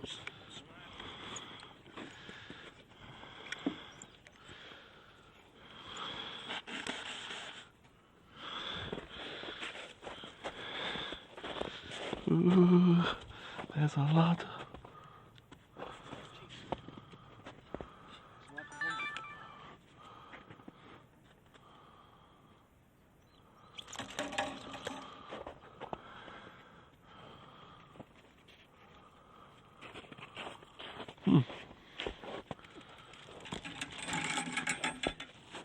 Jack.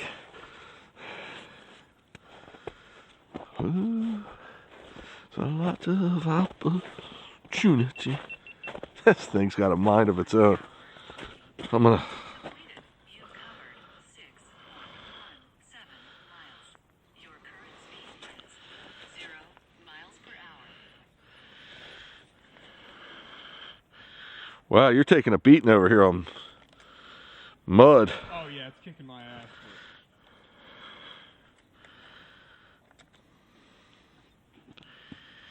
Ooh. Actually, I got worried about the gimbal for a second because a piece had splashed up. Really? I guess a bit of grit made its way on the inside and it started clicking, but it worked its way out. Now That's it's cool. running smooth again, yeah. It happens, man. We're putting them under treacherous conditions. I took the battery off of it and let it record now. That drives it crazy sometimes. Yeah, I think the cord like bumping in and out. Oh. What's causing it? But That is possible. So next time I'll just put a little tape over it. yeah, maybe. Okay. I got no idea though. Yeah, it makes sense because it happens with 2 different cameras now, so it's probably not the camera. That's what for it to happen with 2 different cameras has got to Yeah. be something weird. Totally. Totally. No, good boy. Ooh, there's a lot of... This thing doesn't want to record either. What's going on here?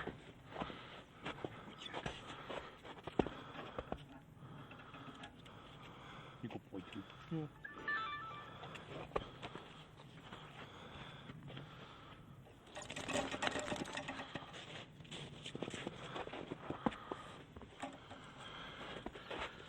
No takers.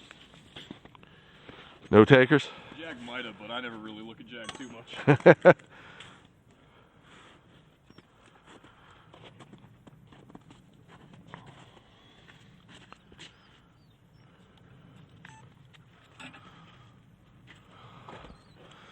Okay, let's see if this stays recording.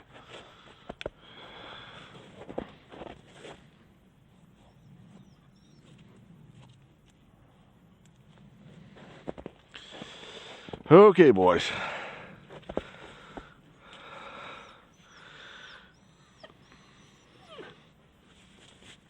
Yeah, he's not bleeding now. Looks fine.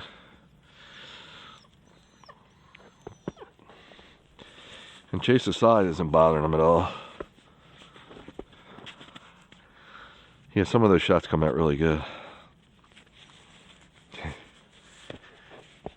It's all about the dogs, man. Whenever they can look in the right direction and get the camera. Totally, you got the snow on his face the other time. Nice. It looked good too. Very nice. And I was in the background blurred out. It was cool. It was very cool.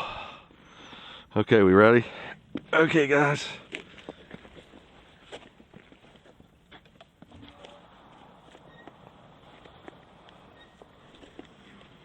Okay. Jose, hike.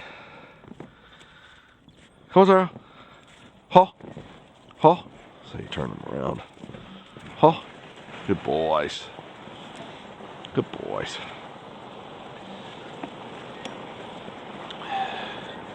So I didn't think they'd take much water just because they're eating snow as they go, and it's cold enough out here.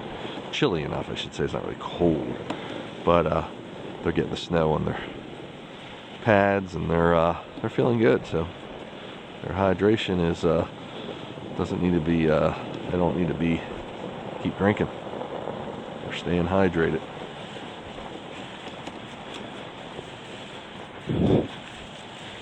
Oh, there's a lot of opportunities.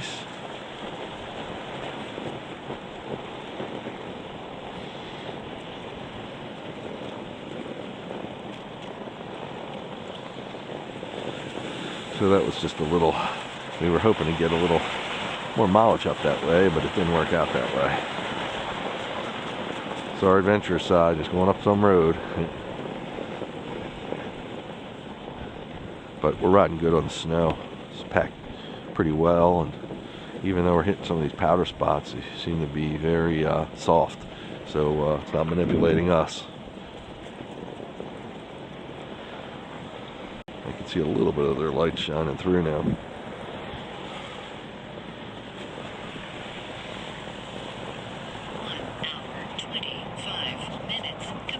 Huh? You've covered 6.29 miles. Your current speed is 3.6 miles per hour. So if you heard that, we're better than 6.25 miles right now. Still daylight. Actually staying light. Nice. Past 5:30. Yeah, I was saying 5:30, 5:45. Sorry, I went in that puddle. That's why I slowed up. I saw Scott hit it.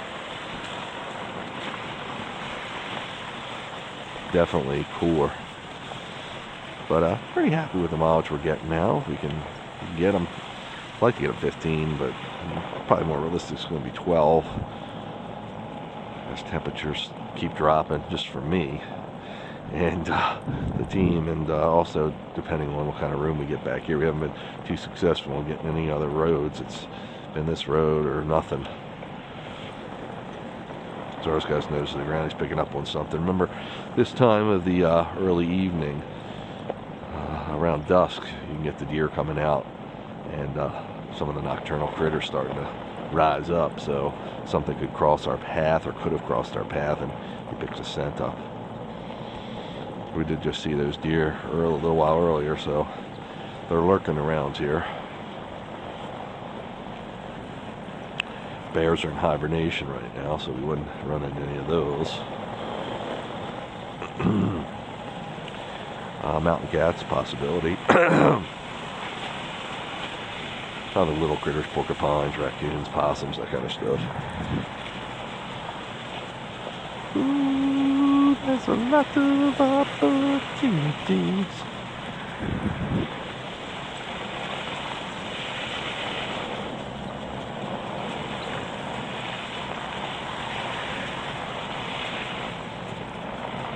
Six and a half miles, just like that.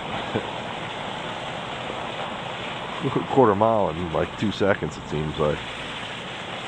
That's because we are going downhill. And again, it's a dog's element. You got snow underneath them. They got cooler temperatures in the air.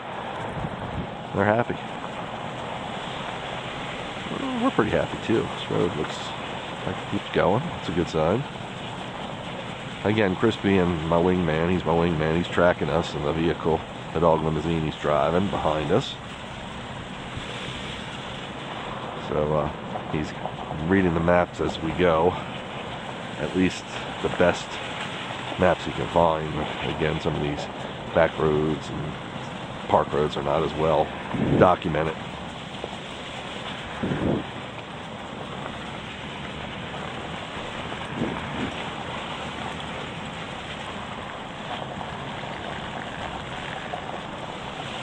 Cool old rock structure that looked like some sort of bridge or a wall. It's pretty cool. I think we were here once before and we looked this up. That might have been part of the fort, I'm not sure. Powell's Fort. Again, we're in the Powell's Fort area. Whatever that means. I'm not sure, but we'll look it up. Not a good sign now on 666 our mileage. I just looked down and saw that. Now we are part of my team. We do some werewolf, some ghost hunting. The werewolves team. You might have seen us on Amazon Prime. Some of our videos are up there. Done quite a great job. It's always very cool too. So the 666 fits in with the ghost hunting. Easy, guys. Big puddles there. Big potholes. Okay, we got it off the screen. 6.71 better.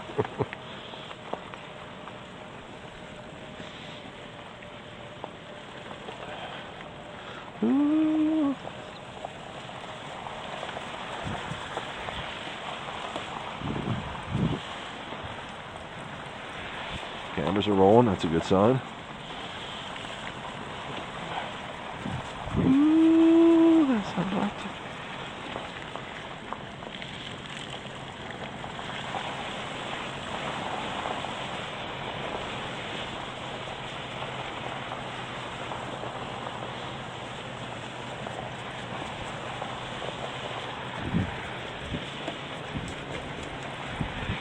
Oh, I heard the camera. turn it off. I had to check it.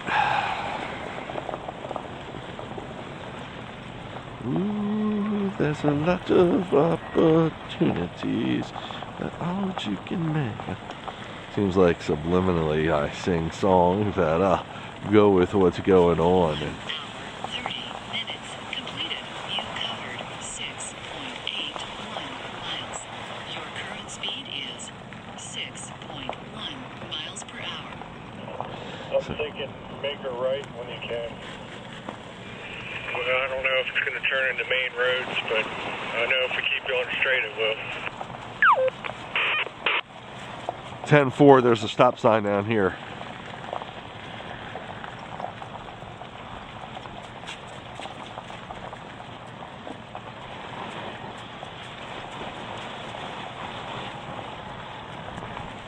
Easy, guys. Make it right here, Scott, I believe.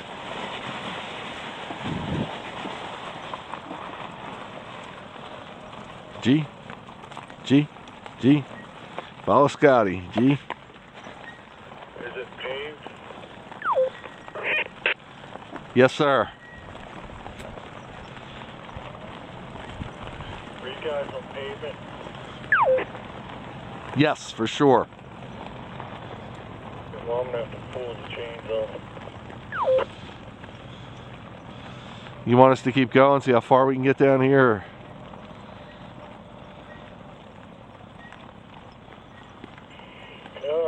Yeah. I mean, it looks like you're probably going to hit the main road. Maybe. Hold on.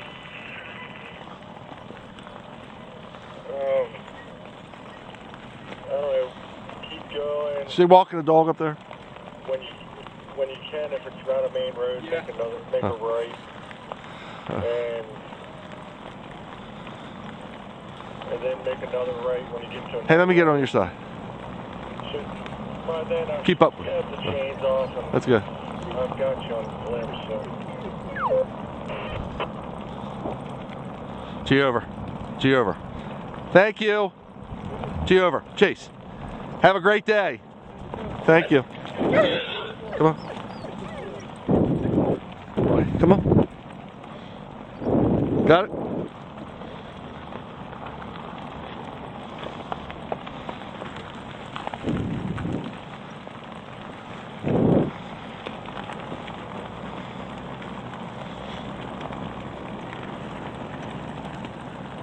Oh, there's a lot of opportunities. See if this bridge is. It doesn't look great. Does it? It's solid. Okay, good. Sometimes graded bridges we got to be careful of. Usually the grade's small and they have big paws. They won't go through it, but you want to be careful. And sometimes they get wicketed out by him too. So.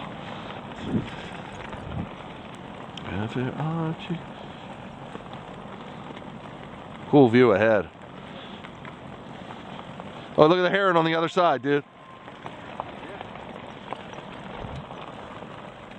Somebody walking here. Got someone walking.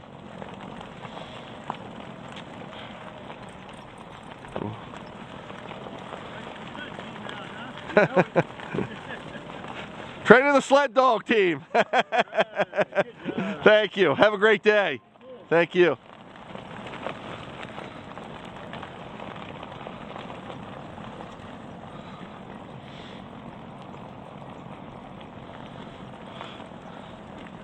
Getting into the neighborhood, we've passed a couple walkers.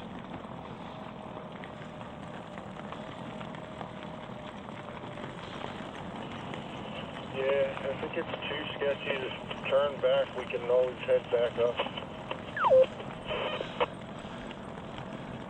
No, it's pretty quiet around here. It's nice. I think we're good, but I don't know where it's going to put us off. We're on Coverstone Road.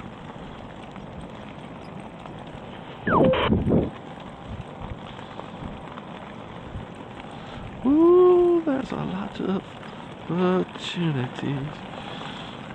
Okay, so we're well into 7 miles now, 7 1/4.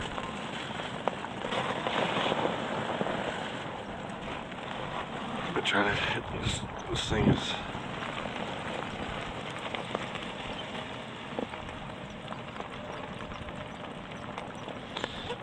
It wants the battery to go on, but I haven't been able to turn it on, so it's all good though.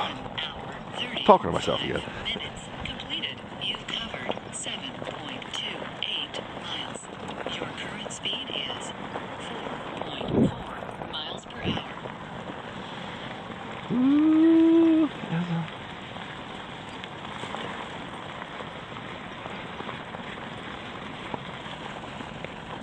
so a little more residential than we like, but again, beggars can't be choosers. We're happy to be out here, and it just is what it is. But the dogs don't mind; they're getting in their mileage, and that's always a good thing. Chris, my wingman, and the dog limousine driving it. He's taking off the chains right now because he can't ride chains on concrete. So it's an iffy call, because then there's snow-covered roads up here, so do you take them off or don't you? But it doesn't look like there's much of an incline from what we can see, so they're kind of like farms. Kind of cool though. Hey, it's neat seeing it's a great way to see the country. Come on, Chase. Good boy. Still got daylight going on.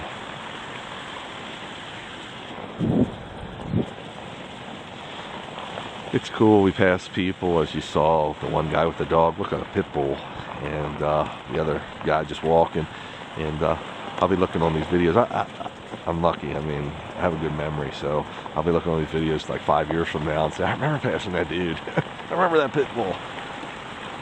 Even though, nothing happened, thank God, but it's just these trips, these dog adventures are so etched in my mind that they're so epic to me. That all parts of them remember, just get ingrained in my memory. It's cool. I can't believe it. When I think I mentioned this before, I have a constant stream of these playing all the time, from when I first started, well, what I have documented video-wise, to recent, and it plays through in my man cave all the time, and I'm just like mesmerized to go there, and I'm like, love watching them. I'm like, I remember that. I remember almost every one, like what the day was like and what was going on and what happened when taking the video. It's just so cool. Towers are shining a little bright now. Darkness is moving in, but it's still got some light out. Now Chris has got us on Glimpse. You might have saw me do that on my phone, so he'll be tracking us and catching up to us at some point. We have walkie-talkies and cell phones, and of course, and satellite phones. So if you go back an adventure a couple months ago, we were without communication because we didn't have our satellite phones essentially, and all other communications wasn't working. So no cell phone reception, too far from Chris for walkies. So we just basically had to walk about 4 or 5 miles because we ran out of battery. And we're coming into a little ice here. It was a epic kind of 2-day trip it turned into. Epic that we survived. You can look that one up. That was really cool. That was on the Raymond Winter Snowmobile Trails up in Pennsylvania. We're in Virginia today, and we're out of Maryland. That's where our home base is.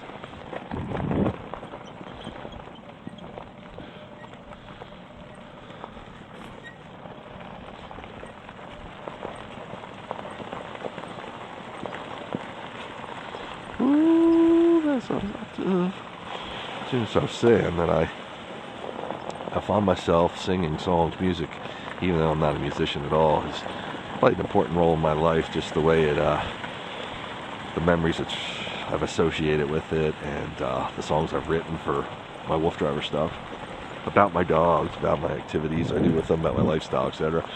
But I find myself singing songs like in certain situations. So I'm saying how this today, and this relates to today, we're making an opportunity out of kind of inclement roads or tough road conditions because of recent snowfalls, and how we're turning an area into a dog trip that might not be our first choice, but we're making an opportunity out of it. So I was singing the song by the Pet Shop Boys.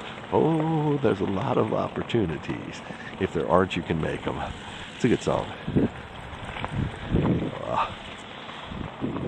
That's the musical entertainment for today.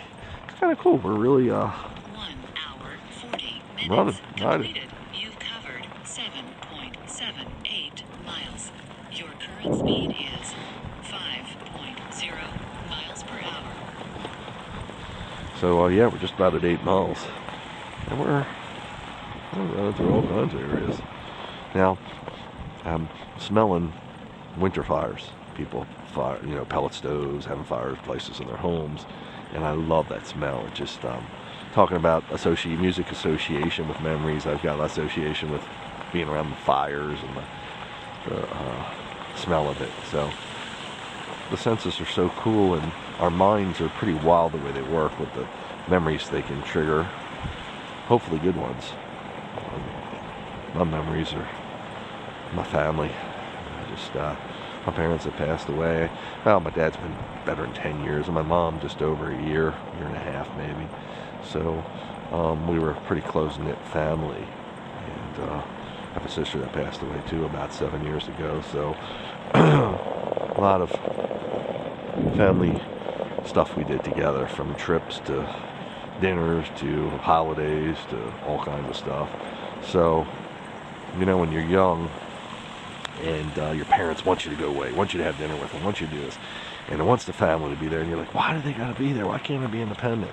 And I guess when you get to be my age, and you kind of realize why they wanted it. It was so special. So it's really created some awesome memories, and now I understand my parents' logic, and just fortunate enough to have been able to be part of it. And to not totally shun it off when you're a kid, you know better, and you want to, being a guy, wanted to go out with girls, almost spend time with my parents, but I'm glad I kind of had moderation. Got to do my dating and have my parents' time and my family time too. So that's a good thing. So there goes 8 miles we're at right now. It's a pretty good loop we're doing. I don't know if this loop's around or what it is. I have a feeling Chris will show up soon, and we'll know more. But hopefully we still have a little bit of cell reception. Hopefully he's still able to see where we're at. We're getting into the evening hours. We'll put some lights on soon and light up the dogs and everything else as much as we can. Oh, there's a lot of opportunities. By the way, I know I can't sing. I don't have a voice, so sorry. Out of key, out of tone, out of everything. Farmlands. And, snow covers in some areas and bare ground in others. It's pretty interesting.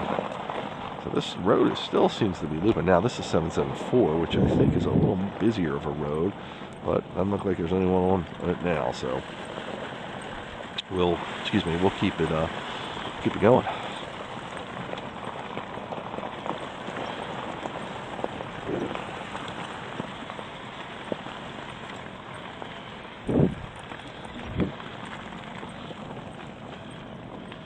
Can you see their lights on the camera yet on the dogs' harnesses?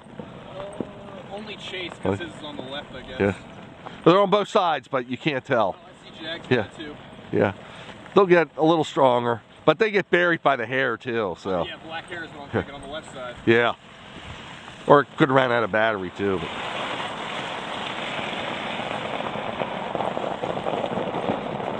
Ooh, there's a lot of opportunities. So we're already getting well into the 8 miles, almost at 8 1/4. That's good. Most important thing is to get the dogs their mileage. So when we make a trip like this, it's not only an expense, but it's time from the dogs, from us, for us, and everything else. So we want to make sure it's worth the investment.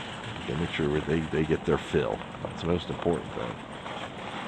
And tomorrow will be a rest day. Jag and Chase will actually get a groom.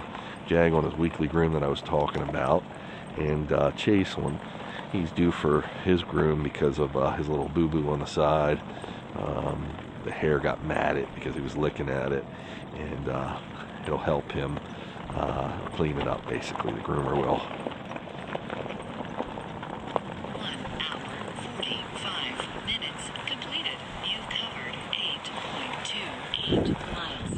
Your current speed is 5.0 miles per hour. Ooh, there's a lot to...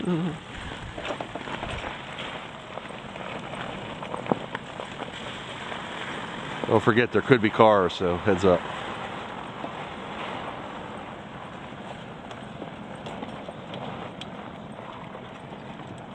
Road conditions are actually pretty good. I love that we're heading right towards that mountain in front of us. It's just a cool view. Just a very cool view. Is this a big road? I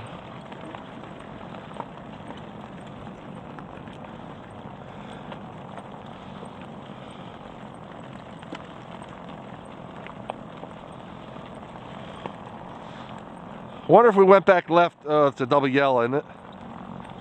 Yeah. I guess we gotta turn around. Oh, guys. Yo, Crispy, you there? Crispy, you there? I'm here. Where are you at? Just hitting the main road, so we're gonna turn around, bud. Did you go over like a concrete bridge with 3 pipes and a White House that was there? I'm pretty sure. Oh, I'm gonna turn him around. Oh, What's the name of the main road? Fort Valley? what's that? Fort Valley. Yes, sir, Fort Valley. Hey, Hall. All right. G, come around. G, come around. Where I'm at, G, which was a right. I don't know if I can make Gee. it up there, but G. you guys can go, I guess. You mean come back towards you? You can make it up there. It wasn't too bad. I mean, there was definitely snow covering, but it wasn't slippery at all. But we're coming back towards you. Okay.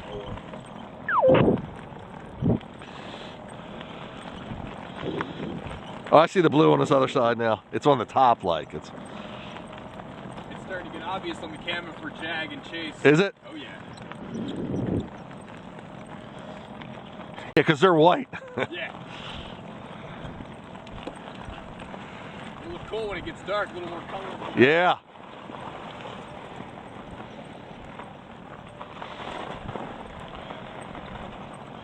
Ooh, there's a lot of opera. Oh, I thought, is that a car? Might be Chris, might be. I can't tell yet. I think it might be a light. So we got an area to pull off if it.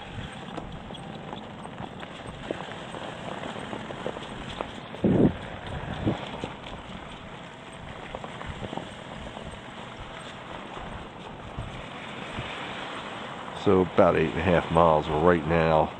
So back to where we came will put us at about 10, and then we'll just keep on trucking and see how far we want to go. Is that him? Can you tell? Yeah, that's Chris. Cool. Ooh, there's a lot of opportunities.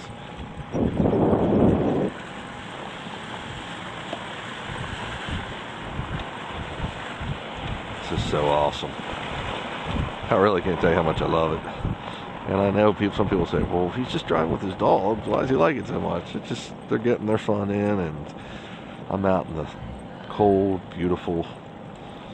It's refreshing, the cold, and just surrounded by mountains and Mother Nature. It's cool.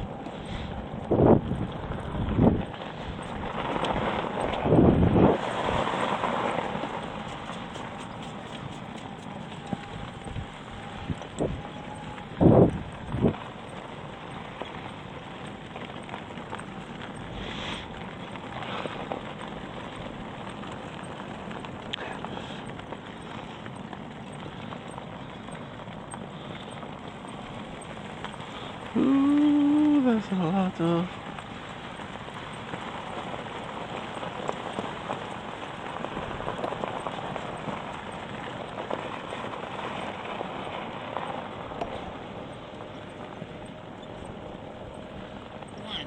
Do you ever? 50 minutes completed. You've covered 8.66 miles. Your current speed is We should go that way? 5.2 miles per hour. No. Hey. Okay, we'll turn around up there and pass you again. Let's go up that road. Come on, guys. Haul over.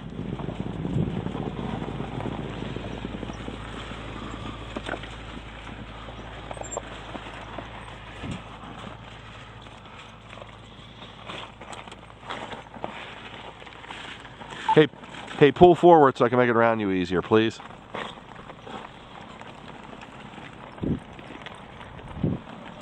Hey, turn around right there. That's what I'm gonna do. Okay. I think I'm gonna turn the lights on too, Scott.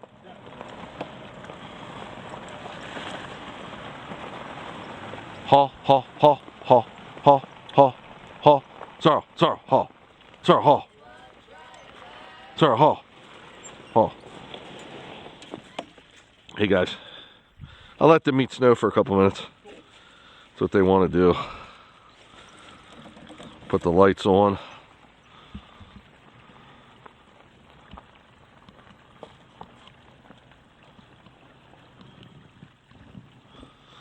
Okay.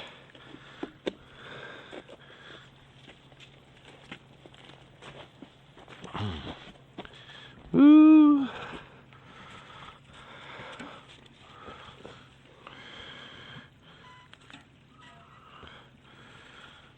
Okay. How do we turn the light on? I've moved over so you have room. 10-4, thank you. 10-4, thank you.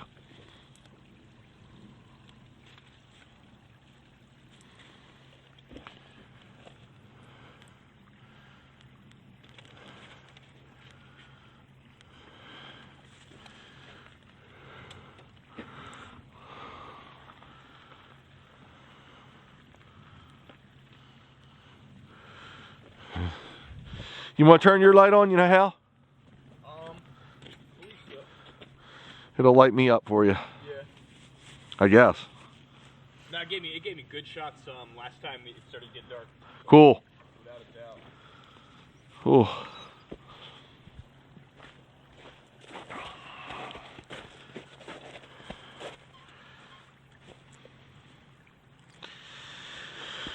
Okay, boys. Oh, Lily's lights out. Let me see if. Hello.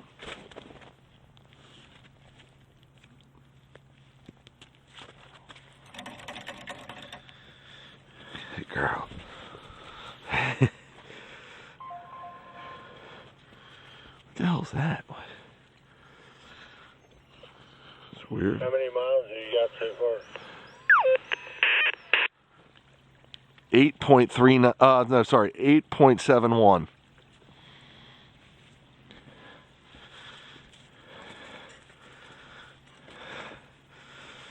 Wow, those lights are bright. Not bad for just getting it out. Yeah, we're scrapping.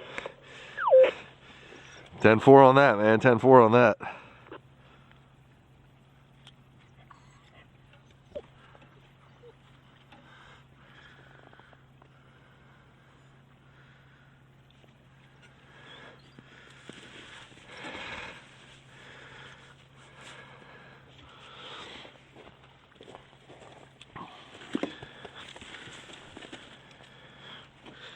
Ooh. They're really bright behind me, my lights. I don't know if it's too bright, but. Okay, Chase, we're going in a sec, buddy.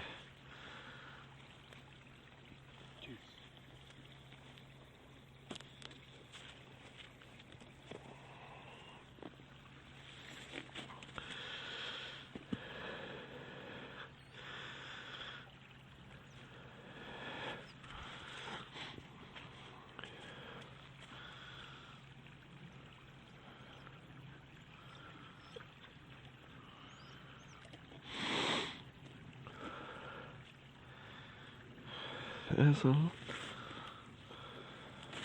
1 hour, 55 minutes completed. You've covered 8.71 miles. Your current speed is 0 miles per Let him hour. rest for a couple minutes. Okay, he's ready. You watch me back up, Scott? Yeah, gotcha. Cool. Great job on that stuff. Okay, come on, guys. Come on, Lily. Come on, we're going this way. Back up. Good boys. Good boys. Tell me if I'm clear. I can't see with the lights. Clear, you're good. Boys, come on. Hike. Everybody's good. Keep coming. Oh yeah, you got a couple more feet. Little ditch, and that's all you got. Good, cool. Give me a second, and I'm gonna untwist Lola. Cool. Good, good, good picking that up.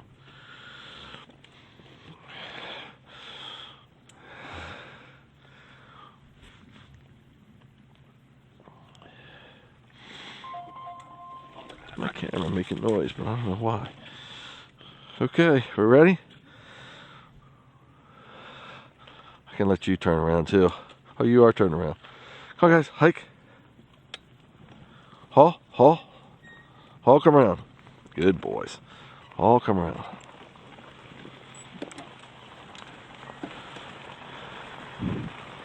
And we got enough light here to light up New York City, I think, folks.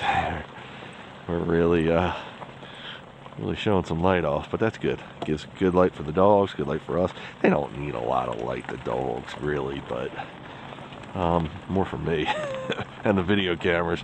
Dogs have some night vision. They can actually, you can see them, how they use it. Okay, buddy. And what I mean by that is, you can watch them ducking or avoiding obstacles. Gee, in almost pitch black. So I know they have some night vision. Not as keen as maybe an owl, but he's picking up the scent. Laura. Lola. Something's driving him crazy. Some smell. Good girl. Good girl.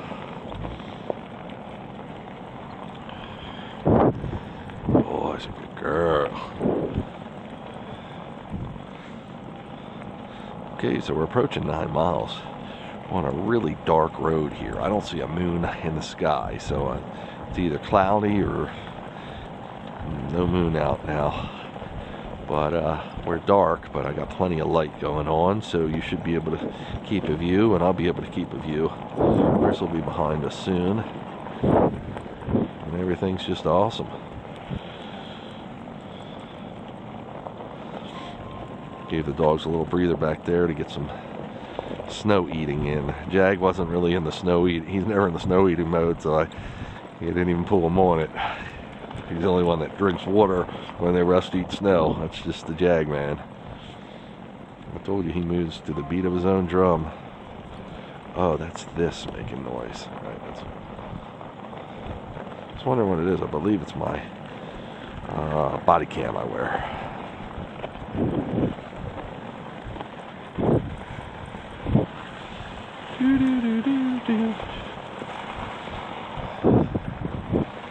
Awesome. Chris said we were scrapping for miles. We really are. We're running all the roads we can. Now, we don't want to run on the major roads, so we're just trying to stay on these back roads. That's why we, you see a major road, we do a U-turn. Hey, we can go right, or we can go straight. Is that a house, or is that... Oh. I think right. We'll circle back around to back to where we were. You can keep going left if it looks like a better option. Yeah, we're going left. It might have been a house back there. I couldn't tell, but we're staying on the straight or left, if you will.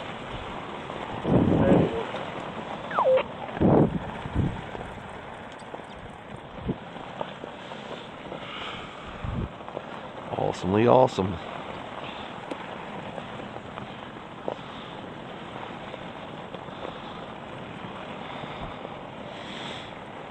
Got a nice little stream next to us. hillside or part of a mountain, not sure, to the left. And same to the right. Hours completed. You've covered 9.01 miles. Your current speed is 3.4 miles per hour. So we're at 9 miles in case you didn't hear it at 2 hours. That's pretty good. 4.5 miles per hour average. And that includes our stops and everything else. Climbing a little bit of a hill here. Looks like not even 1% of a grade.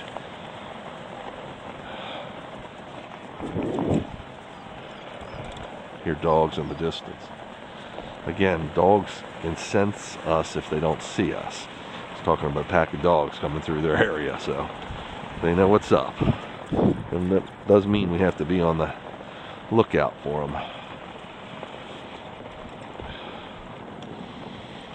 Is the light behind me too bright, or? No, you're good. Cool.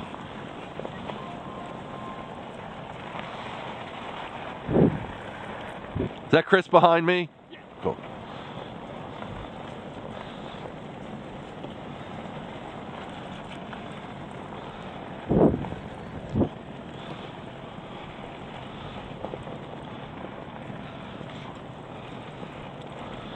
I've got the brains, you got the look. I'm just singing words, I'm not saying that. Having fun, folks, having fun. Yeah, that was a house. But what we were talking about was going to be up here where you can Go, Sarah. go left or right. Oh, I see right here. Is this it? There should be a road sign. At least it says like 770 something, or that's just marking the property. Their mailbox looks like. Yeah, you're right. 10-4 on that.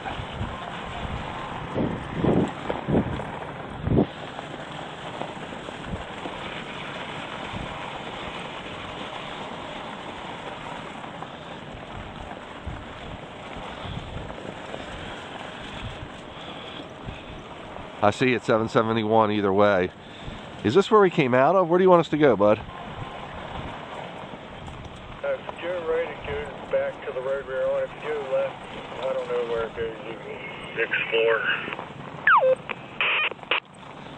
Sounds like a plan to me. Looks cool up here. Awesome, thanks.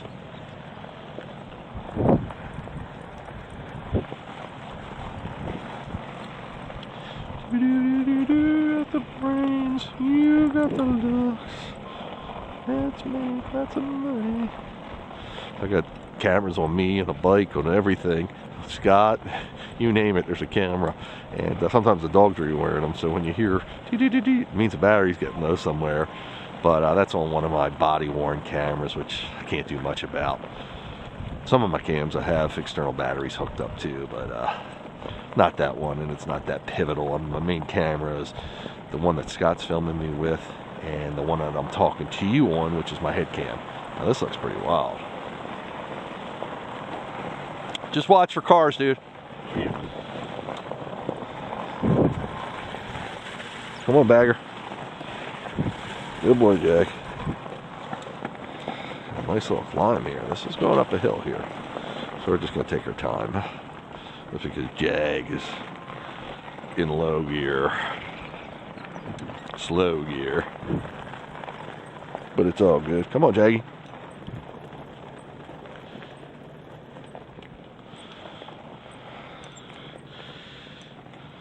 So it says a 3.3% grade, but I think it's steeper than that. It's just we haven't been on it long enough to register in the app.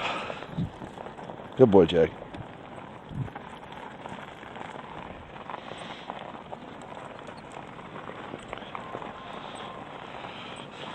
Yeah, sorry if that noise is annoying. It annoys me, but there's nothing I can do. Hard to reach for it with the hands on the steering wheel, and I gotta find a button and your gloves on and all that good stuff. Good boy, Jaggy. Good boy, Chase. Good boy, Zara. Good girl, Lola. My good boys and good girls.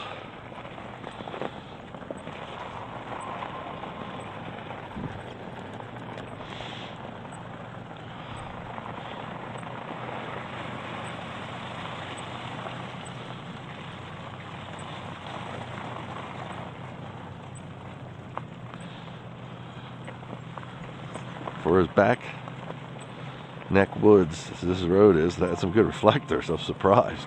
2 hours, 5 minutes completed. You've covered 9.38 miles. Your current speed is 2.6 miles per hour.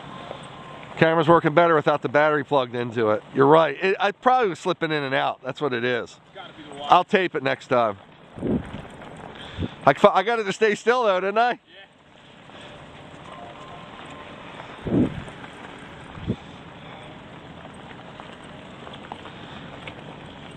Still says 3.3% grade. I thought it was steeper than that. Max speed so far is 10.6 miles per hour. That's not that quick, but again, under these conditions, it's hard to unleash them, no pun intended, and really get some high speeds. It's the right temperature, it's just not the right road conditions. Approaching 9.5 miles right now.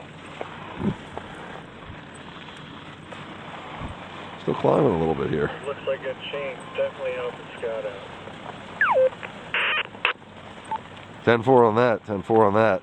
He said it looks like it's really helping you. But Oh yeah, in the a couple back places where the back tires started spinning, I could feel it, but I still had traction. So Really? They definitely work. hey, there's a light flashing up there.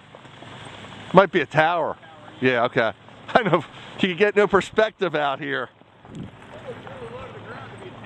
Doesn't it? That's what I thought was, especially when we were coming up that hill.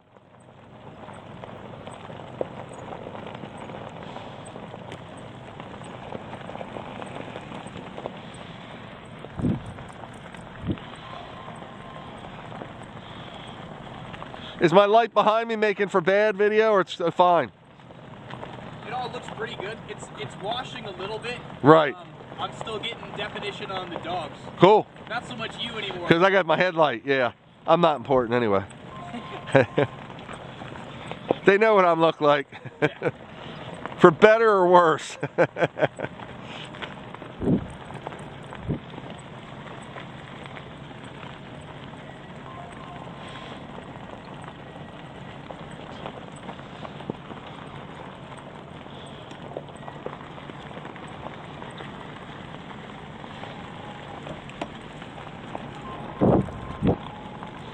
Actually, you got some clear road and then going downhill. They're airing it out a little. Not letting them go crazy though.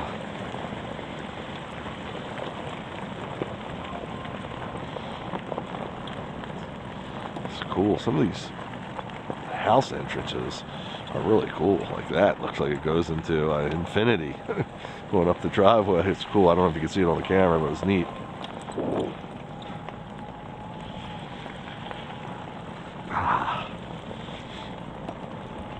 A little bit of a runny nose, pardon me. Just weather conditions.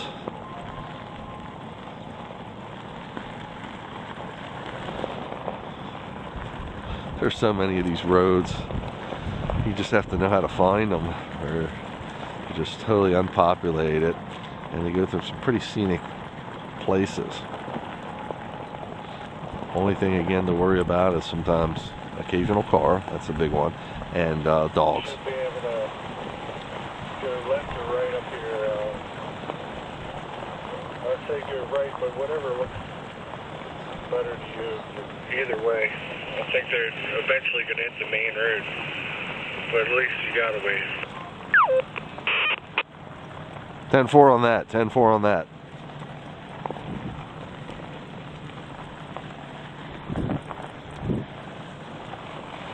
Yeah, it's right here. It's either up or left.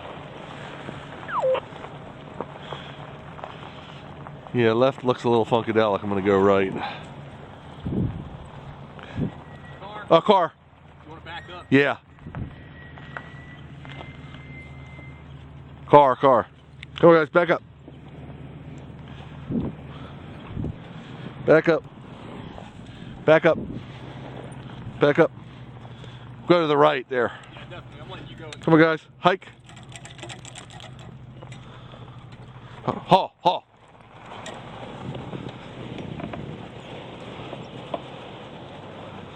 Electric fence. Electric fence here, dude.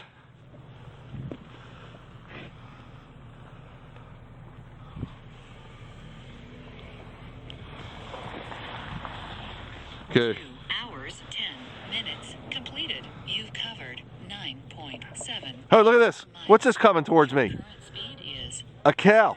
Oh, look at this, cows. What's up? There's cows here, dude. Just, you don't want them to charge. They won't charge, though. They're curious, too. That's why there's electric fence there. Come on, guys, back up. Back up. Come on, back up. Back up. Back up, come on. Boys, back up. I saw something coming at me. I was like,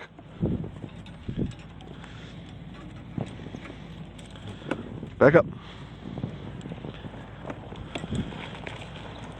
Back up. That's cool, man. Dude, there's cows right there. That's why it's electric fence. It's cool. There's a road there, but I guess it's private. There's a narrow road to the right, but it must be part of the farm. Good boys, good boys, good girl. Hi guys, you get some good footage? A little bit. It's a little dark. I want Yeah. one to walk up to me because I've touched him on the nose. Okay, here we go. Come on guys, hike. G. G. Never know what we'll run into. That was pretty wild when it was walking up to him. Like, what? I recognize the invisible electric fence, but I'm like, something's walking towards me. I thought it was a person at first, and it looked like a bear because I could just see the head. Yeah, and then things are big and they're dark, so their body was hidden. But they've been around cows and dogs, so they're pretty familiar. But you never know how the cow's gonna act. I was more worried about the cows than the dogs. Yeah, but they're behind the fence. They understand as long as you don't freak them. I think they were expecting me to give them a treat or something. They look pretty friendly.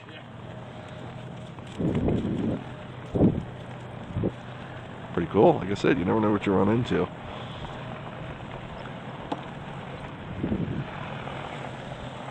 The dogs were pretty well contained because they've been around farm animals before. It was fun. Neat stuff. Doo-doo-doo.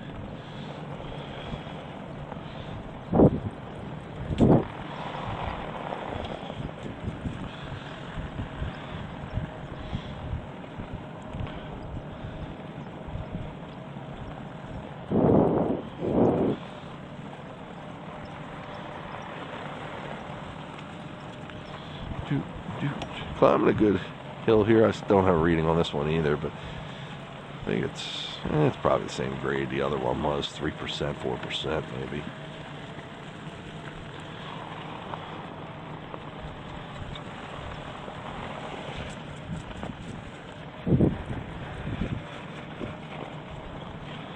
Battery on the scooter's looking really good.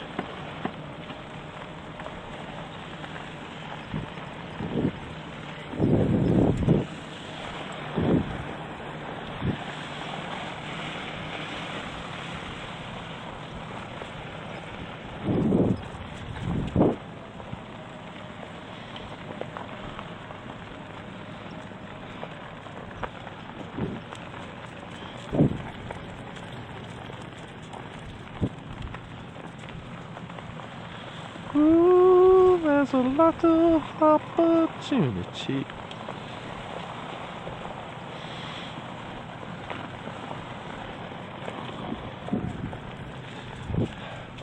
It's going really, really well. Lots of fun here. Yeah, this is pretty much farm country at this point. These roads are kind of cool though, because we just had the mountains. We were like in a valley a little bit. Now we're got farmlands on either side of us. Kind of cool. Crossing the 10-mile marker right there. And we're still rolling, so 12, 13 seems like a very distinct possibility.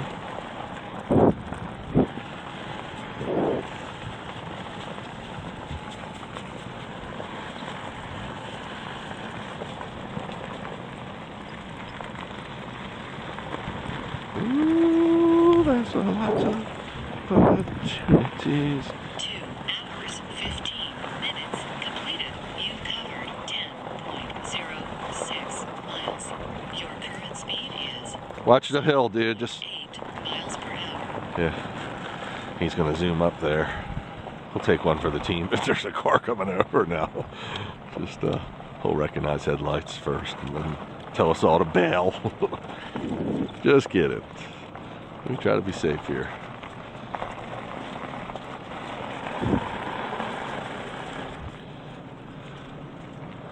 Coolness.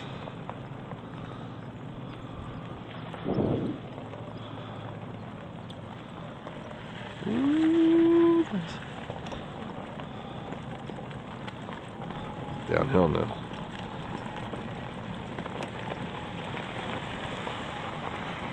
It's a dog right up there. He was good though. He's behind probably an invisible fence.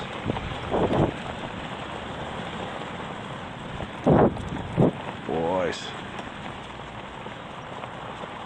I see a light. I think it's just a street light or something.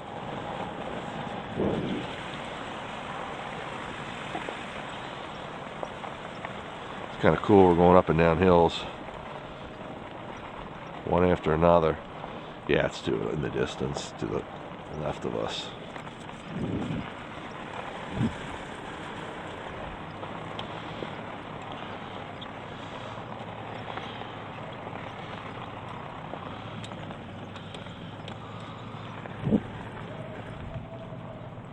Dog? Yeah. He hears us coming. Sounds like a hound dog. Just be ready if you need it.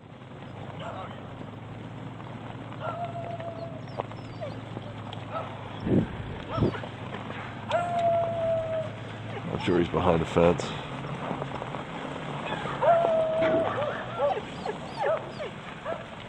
Oh, guys. Sorrow. Oh, they're coming. Are they? Where are they at? I can't. None of you are worried about it. No.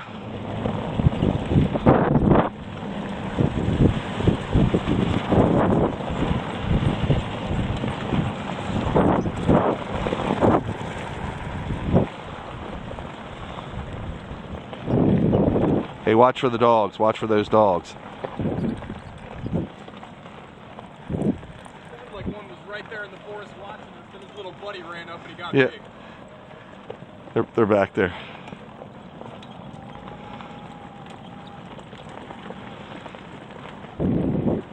Hear me, Chris? Hear me, Chris?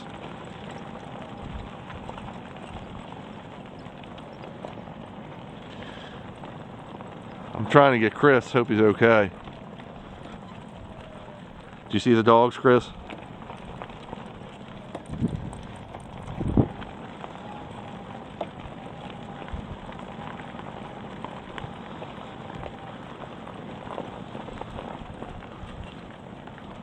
Yo, Crispy, come in.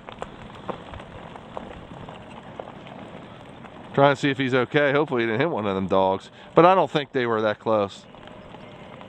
Yes, sir. Oh. Did you see those dogs?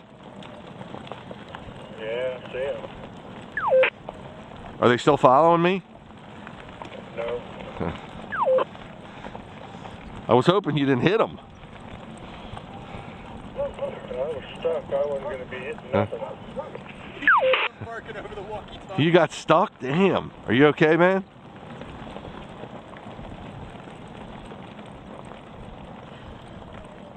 You need us to turn around, brother?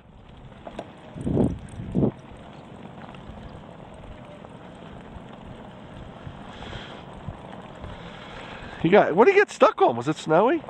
Was it? You might have hit a patch of ice or something. Oh.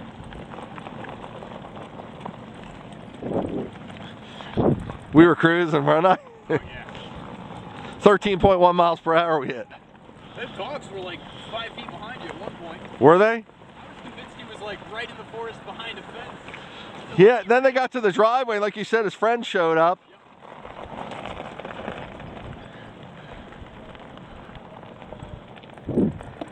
Wonder if we should wait for Crispy, but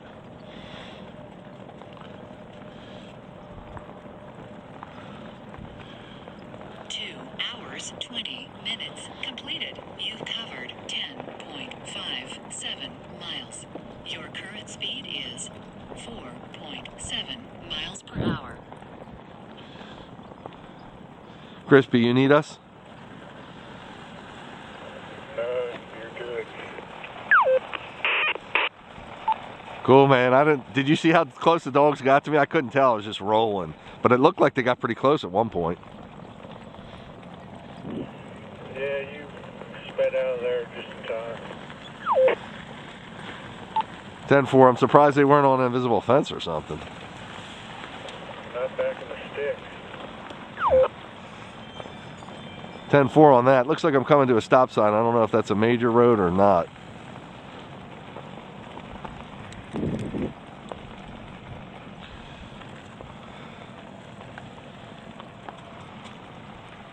It probably is.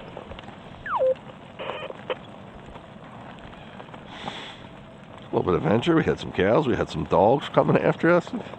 They were just little dogs. They weren't, wasn't worried about their aggressiveness. I just didn't want an encounter.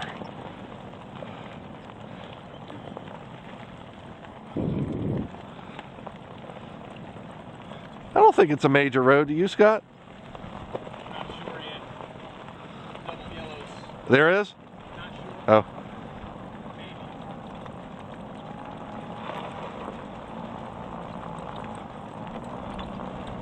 Car coming. Or is that our light? Okay.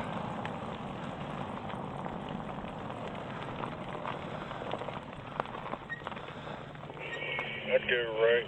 Okay. 10-4. G. Nice, man. Good job on that stuff, Scott. Them dogs are coming. Chris said we got out of there just in time.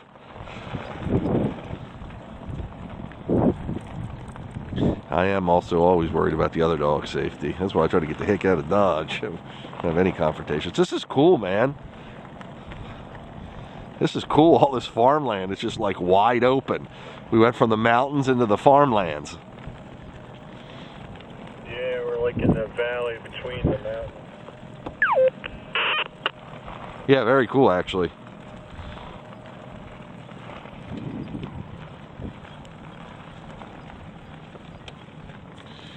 Look at Chase eating snow in the road. Or on the side, I should say, on the shoulder. Okay, so we had a little bit of early evening excitement.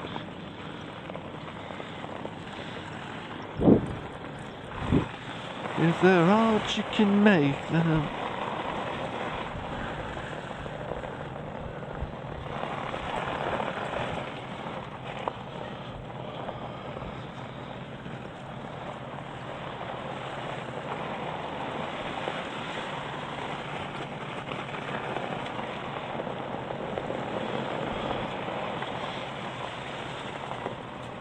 Starting to get a little cold out here now. Now, again, I'm wearing a lightweight glove, and I just have much better control of the throttle and the brakes and everything. Not to say I can't do it with my big gloves, I do it all the time, but when I can get thinner clothes in, I like not being as bulky. So I'm feeling the cold now, though, on the fingers and on my toes a little bit, but not enough to stop us from moving. Just enough to tingle me.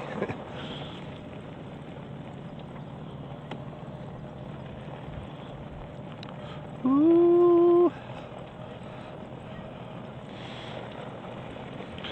I'm backlit like a stadium. I got my lights, Chris's lights, and Oh, yeah.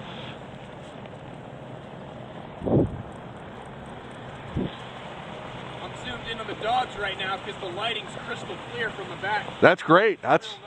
That's great, man.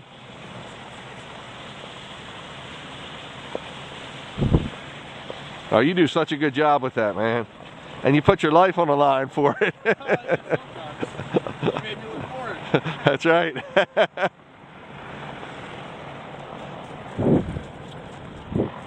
Ooh, there's a lot of opportunities.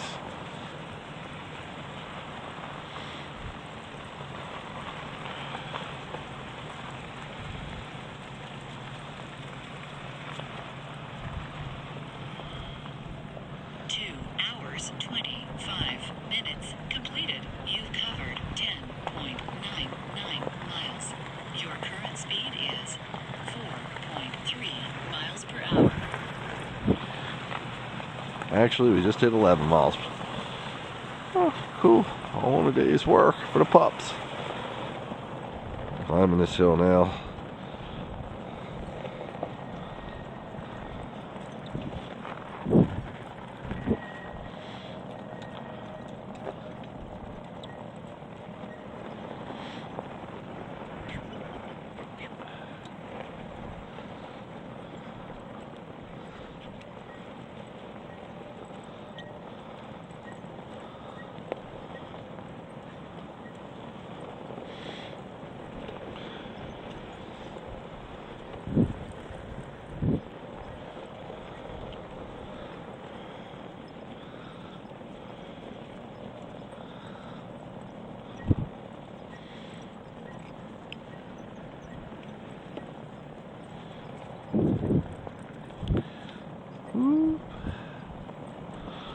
Nice snow road here again, snow covered road.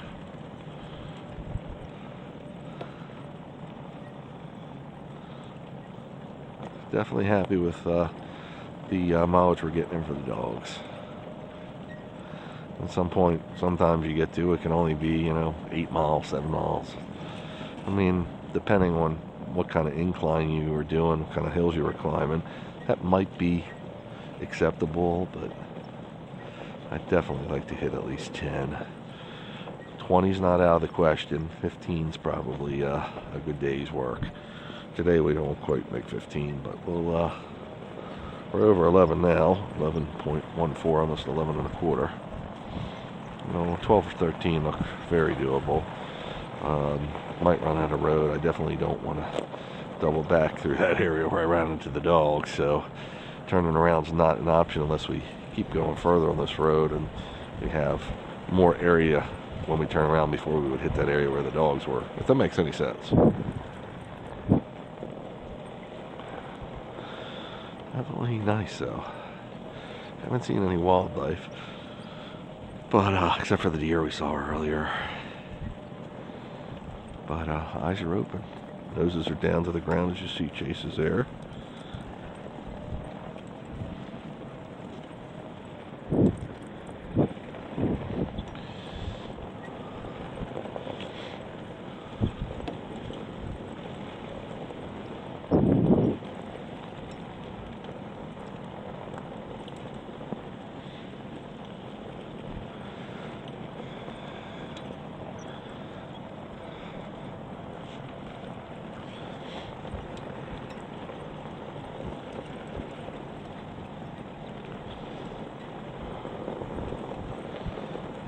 This is a good kind of snow, dude. Yeah. It's just packed it up and still bite. This is a great snow because you can bite it. Yeah, man. I didn't think he put the chains back on. I don't think he did either. Yeah, just because they plowed it. But if I lose speed, I'll be stuck.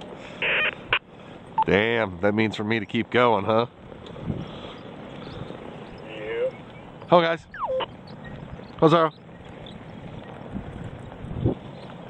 Oh, guys. It's leveling off a little bit up here. That's good.